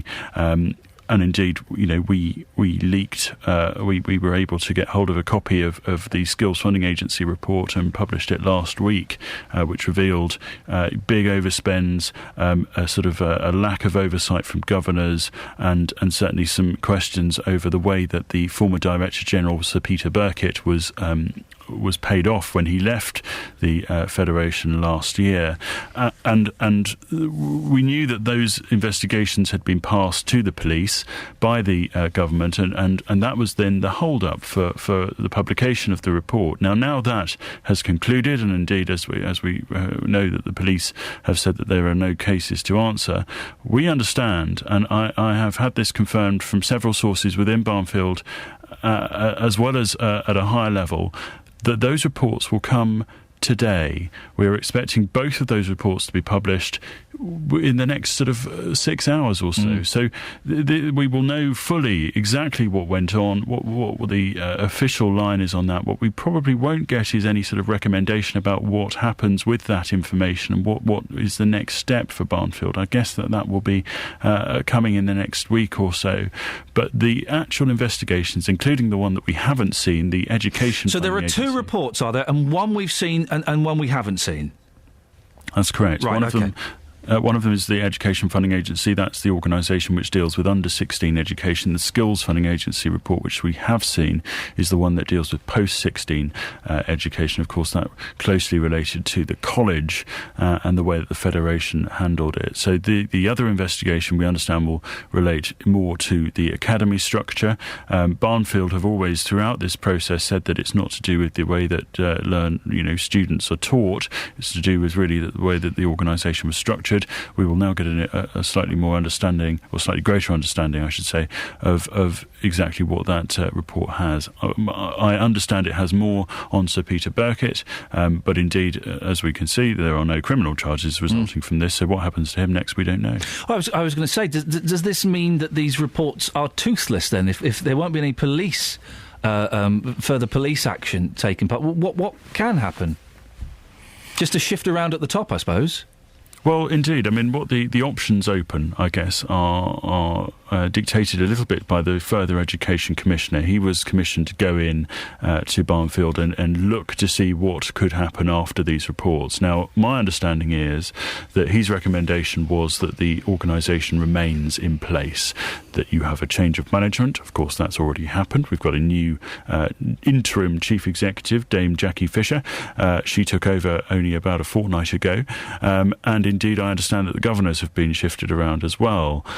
So that is what I believe he called for, and I think he felt that the organisation could continue. You know, Barnfield Federation runs at least, I think, half a dozen or so academies and free schools in Bedfordshire. There were plans to expand elsewhere. During this process, one of the sort of schools in Bedfordshire awaiting conversion pulled out. Another one was told that Barnfield Federation would not be sponsoring it. There is one left, which is St George's in Leighton Buzzard. That's a sort of a junior school, and that's sort of been put on hold whilst this investigation is taking place. So we don't know what will happen there.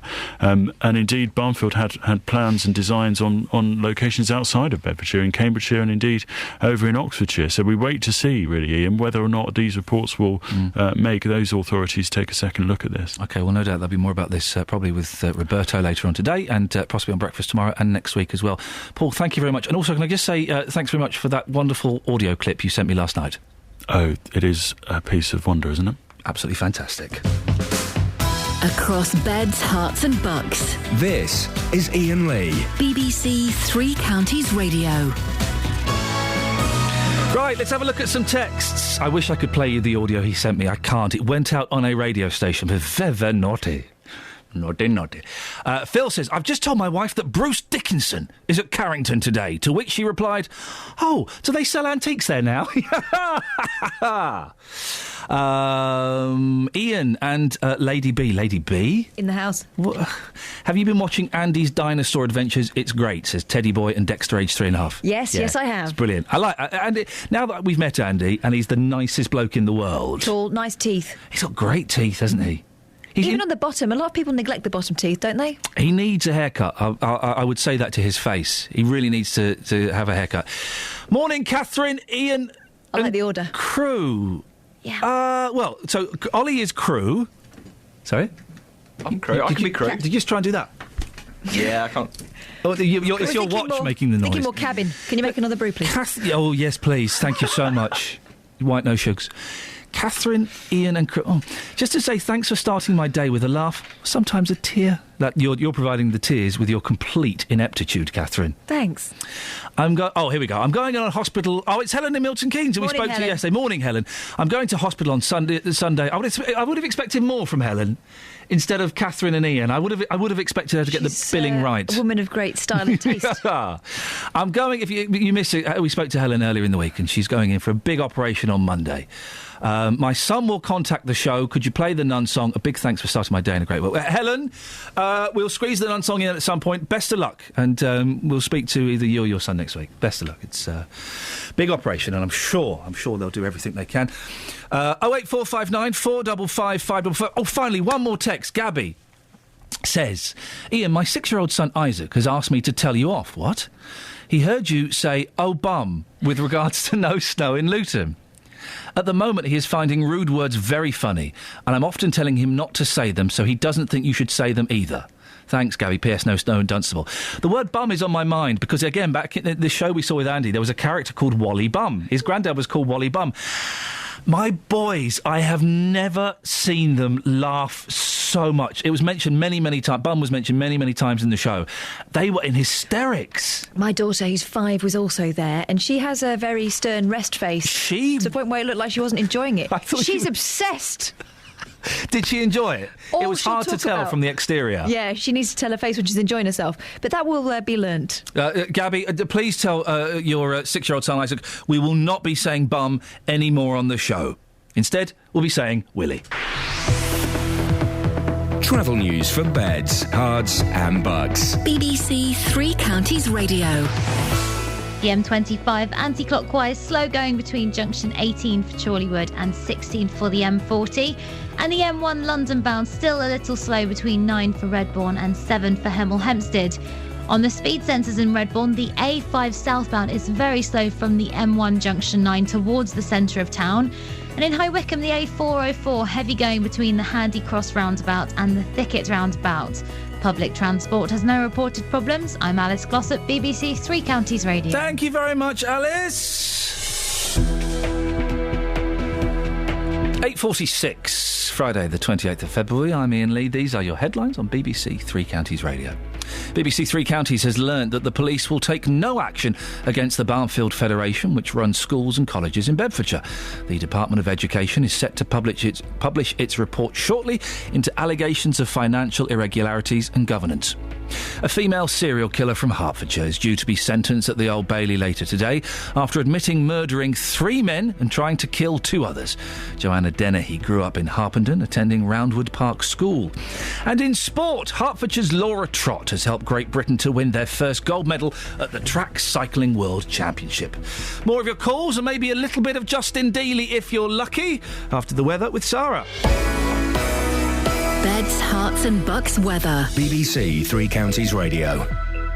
Yes, thanks very much indeed. Plenty of heavy rain out there at the moment, particularly over the Chilterns, where it can just turn a little bit sleety as we go through the day today. And actually, I'm hearing reports of some localised flooding out in the Chilterns. Elsewhere, it's a little bit more light and patchy. I can see certainly towards parts of Hertfordshire, northern Hertfordshire and northern Bedfordshire as well. And in fact, that's the story of the day today. Some outbreaks of rain on and off through the day today. There will be some drier interludes at times, but cater for the risk of rain right the way through until tonight. And it will be cold even when you've got the drier weather. Top temperature of 4 or 5 Celsius for many spots. Now tonight we'll see cloud trying to pull off towards the south and east. Will dry out through the night. By tomorrow, cloudiness starts to just dissipate a little bit. So some brighter weather coming in the afternoon. Doesn't help the temperatures, just 6 degrees. A cold night tomorrow night. And then Sunday, largely dry for the bulk of the day, but later in the afternoon we'll start to see some rain spreading in from the west, and that'll be with us through the evening. And that's your forecast. Thank you very much. Have a nice weekend. Every weekday from 3. Why would anyone buy a mattress off the back of a van? Roberto Perrone. How do you keep a straight face? That is so funny. A professor from the University of Bedfordshire has followed in the footsteps of Indiana Jones. Weekdays from 3. It's the family and lifestyle debate. Got an hour discussing business and finance. It's our politics panel discussing how politics affects us. Later in the show, it's all about the entertainment world. Roberto Perrone. Weekdays from 3 on BBC Three Counties Radio. across beds, hearts and bucks. This is Iain Lee. BBC Three Counties Radio. I have no idea why we started talking about this, but we've asked you to call in and give me the horn. Trevor's in Luton. Morning, Trevor. Morning, Ian. My horn is very effeminate. If I'm frustrated, it does nothing apart from making me look like a child. What does your horn sound like? Do you want to hear it? Yeah, go on. Hey, Trevor! You're in a truck, I'm guessing, or you've got a fat car. I am. Is your horn one of those ones where you have to pull a little chain by your ear? No, that's the old-fashioned one. It's on the button on the... Oh, that's a bit disappointing. Same horn, though. Do you still use CB radios? No, not anymore. It's mobile phones now. Flippin' heck. You've taken all the romance out of travelling along for long hours, delivering ginsters and milk. I think I've still got one in the garage somewhere, I think. Around. Trevor, thank you very much. When I started earning money, it was kind of right when eBay started, and bless you. Whoa! Look, that actually tossed you across the room. I know, it's got some force behind it. I heard that through the soundproof glass, and it tossed you across the room. Yeah. I've bought. That is really unattractive. There's another one coming. You need to give that a wipe. There's a bit. I did. Well, I've started with my. Oh, that is what the boys do. What I've started with the boys now is I wipe it with my thumb.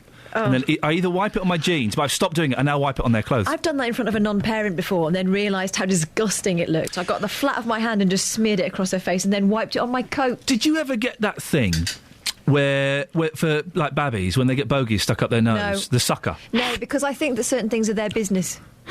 Until it intrudes on my world, they can look after it themselves. Ollie, you wait until you're a dad. You've got this coming. There is a machine you can get, a tube, that you put up your baby's nose and you go to suck bogies out. I also went to one of those baby fairs once.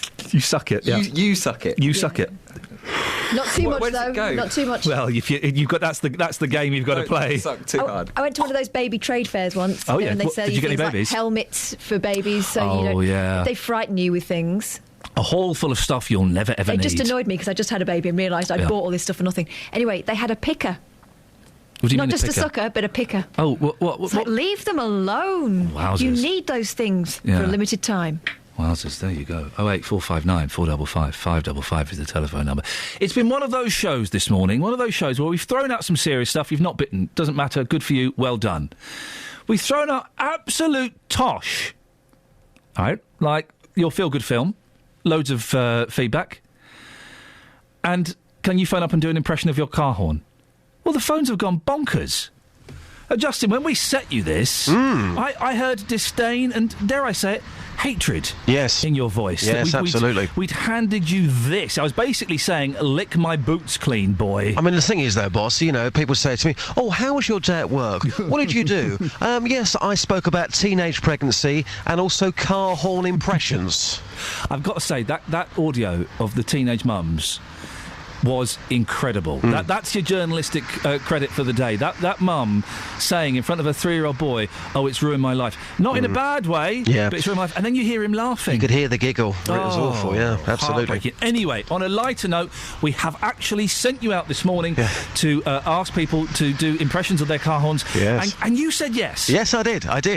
Iain, are you ready for this? I think I am. Yes, here are some people with their car horn impressions. Sanchia, good morning. I've got a weird request here from Iain Lee. What does your car horn sound like? Mine sounds like, beep. Can you now play it for me? OK, once more. Quick impression. Beep. You're not quite there. Not quite there. Play me a car horn, sir. Fantastic. Now, can you give me an impression of your car horn? No? Let's put his window up. Madam, good morning. Can we, have a car horn impression? That sounds like a lift. Not very good, does it? Yeah, that sounds awful. And again, come on. Beep. Now, what's the car? Corsa. Oh, I recognise that horn now. Yeah, I do recognise that horn now. Gary, Iain Lee has sent me out today. That's nice for you. I know, it's lovely, isn't it? It's lovely for me. I know, it's dreadful out here. However, we're being uplifting. Make my day. What does your car horn sound like? What do I listen to it? Give me an impression first. Beep. Wow. Yeah. Can you press the horn for real now? Your impression sounds nothing like that horn. I know. Does it matter? No, it doesn't. Have a good day. No, both of you are wrong. It does matter, Justin. Mm-hmm. It does matter because we are the BBC. Absolutely. Got an email from Samantha in Skegness to Iain, brackets, and the 2Ks who do most of the work and run the show. What? Yeah, recognise. Oh, yeah, recognise this. You recognise that? Yes, I see it too frequently. May I be the first to wish you all a happy Christmas. Only 300 days to go. Oh, no. Beautiful. Lovely. Bit of Christmas. What's the weather like outside, Just? It's freezing cold. It is raining. Certainly no snow that I've seen in Bedfordshire. I know you spoke to Bobby earlier on, who said up in Milton Keynes it was snowing, but I can tell you this morning, if you're on your way to work very soon, it is absolutely freezing today. Just very quickly, you do a show Saturday mornings between 9 and 12 on this radio station, not just in your bedroom. What's happening tomorrow? Tomorrow I'll be talking to Tina Charles, disco queen from the 1970s. But my baby just loves to dance. He loves to dance. He wants to dance. She should take the hint. Yes, exactly. So yeah, she's on the programme. We have the UK and American charts from this weekend in 1965, and also 2 for the price of 1. Who would you like to hear 2 songs in a row from? Sly and the Family Stone going head to head with Limmy and the Family Cooking. There you go. I've never heard of the second act, so I'll go with the first one. OK, I'll take your word. Thank you. Thank you very much indeed, Justin. Have a good one. Caroline's in Bedford. Morning, Caroline. Good morning and happy Christmas. Happy Christmas to you. What would you like to say? Just a quickie. I've just finished the school run. Saw something which is a bit odd. Yeah. Lady's gone to school with the children, took the kids to school, gone back to the taxi that she took in the first place, got in with probably a 3-4-month-old child. She got in the back, pulled the belt around her and the child, off the taxi went. I thought, that can't be right. I wish you called in an hour ago. Sorry about that. No, I'm not. No, I am telling you off, Caroline. Yeah, Bad go on, timing. tell me. I wish you called in an hour ago because this would we'd have got a lot of phone. We'd have got a lot of phone calls on this. That's upset all the taxi drivers now. Well, why no baby seat in the back of a taxi? Catherine, have you ever done that? No, I would worry about taking a baby in a taxi for that reason. Do they have to provide you with a seat? Surely you take your own. I don't think they do. Permission to speak freely. I've done it. Yeah, I've You've done it. Brittany. I've done it. I've done it with the baby, and I did it with my boy. It was 3 years old, and my car broke down in the middle of nowhere, and we had to walk miles to a hospital. It was the nearest place. It was about 10 o'clock at night, and we phoned up a cab. And a couple of times, in fact, he's been in the back of a cab, and he's worn a big boy, a grown-up seatbelt. And how old was he? He was 3. This is 3 months. 3 months. The mum was holding it. Well, no, she sat it on the seat next to her, but pulled the belt. I didn't. Safety first. I didn't get that point, Caroline. Yeah. That is. So it was sat there like a grown-up. Yeah. But the seatbelt. It went round Mum and the child, but obviously it wasn't doing anything for the child. But I saw her pull it round the two of them and off the taxi. And she wasn't holding the baby. No.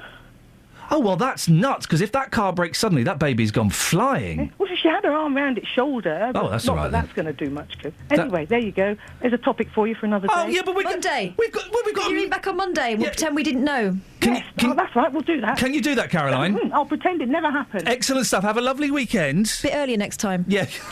That's a great phone-in. Thank you very much for that, Caroline. Yeah, I've done the thing where we sat with the baby on the lap. For a start, in the continent, you do that all the time. Mm-hmm. Okay, that kind of happens in cabs. When we hire cars, we make sure we get seats, but we've done it in cabs. But yeah, I've had to do not what she said, but I've had to hold a baby in a cab. Special, circumstances. I wouldn't recommend it. I wouldn't say it was the right thing to do. We had no choice at the time. I'm surprised the cabbie let you in. Oh, they don't give a monkeys. Are you paying? Yep. In you get. Monday. Let's not talk about it anymore. Let's not ruin it. We'll chase it up. Thank you very much indeed. Let's have a quick look, see if we can squeeze in text. Iain Lee, I don't want to know about bogies or boggies whilst eating breakfast, or be fast, or any other time. And James says, ruin my life, not in a bad way. What the hell? I'm sure her kid would love to know that. Typical teenage parent. Wow. There's a punch to the guts to end the show on, isn't there? Travel news for beds, cards and bugs. BBC Three Counties Radio. The M40 northbound, heavy from the Denham roundabout to the M25, and the A1M southbound looking slow on the sensors between the Stevenage junctions, that's 8 and 7. The A5 southbound still looking very slow from the M1 junction 9 towards the town centre in Redbourne. And in Cheshunt, the A10 southbound slow going between Turnfold and Waltham Cross. Public transport has no reported problems. I'm Alice Glossop, BBC Three Counties Radio. Alice, thank you very much indeed. Have a lovely weekend. Right, thank you to everyone who took part. Thank you, Ollie, for your help today. Thank you, Catherine, for, whatever it is you do. We'll discuss that later on. There'll be a new podcast up later on today. JVS is up next until Monday at 6 from me. Ta-ta. Local and vocal across Beds, Herts and Bucks. This is BBC Three Counties Radio. Thank you, Ian. Good morning. Welcome to the JVS show. I'm Jonathan Vernon-Smith. It's Friday, it's 9 o'clock, and on today's Big Phone-In, would you vote to keep this country in Europe? David Cameron says the government can bring reform in Europe to make it work better for Britain and British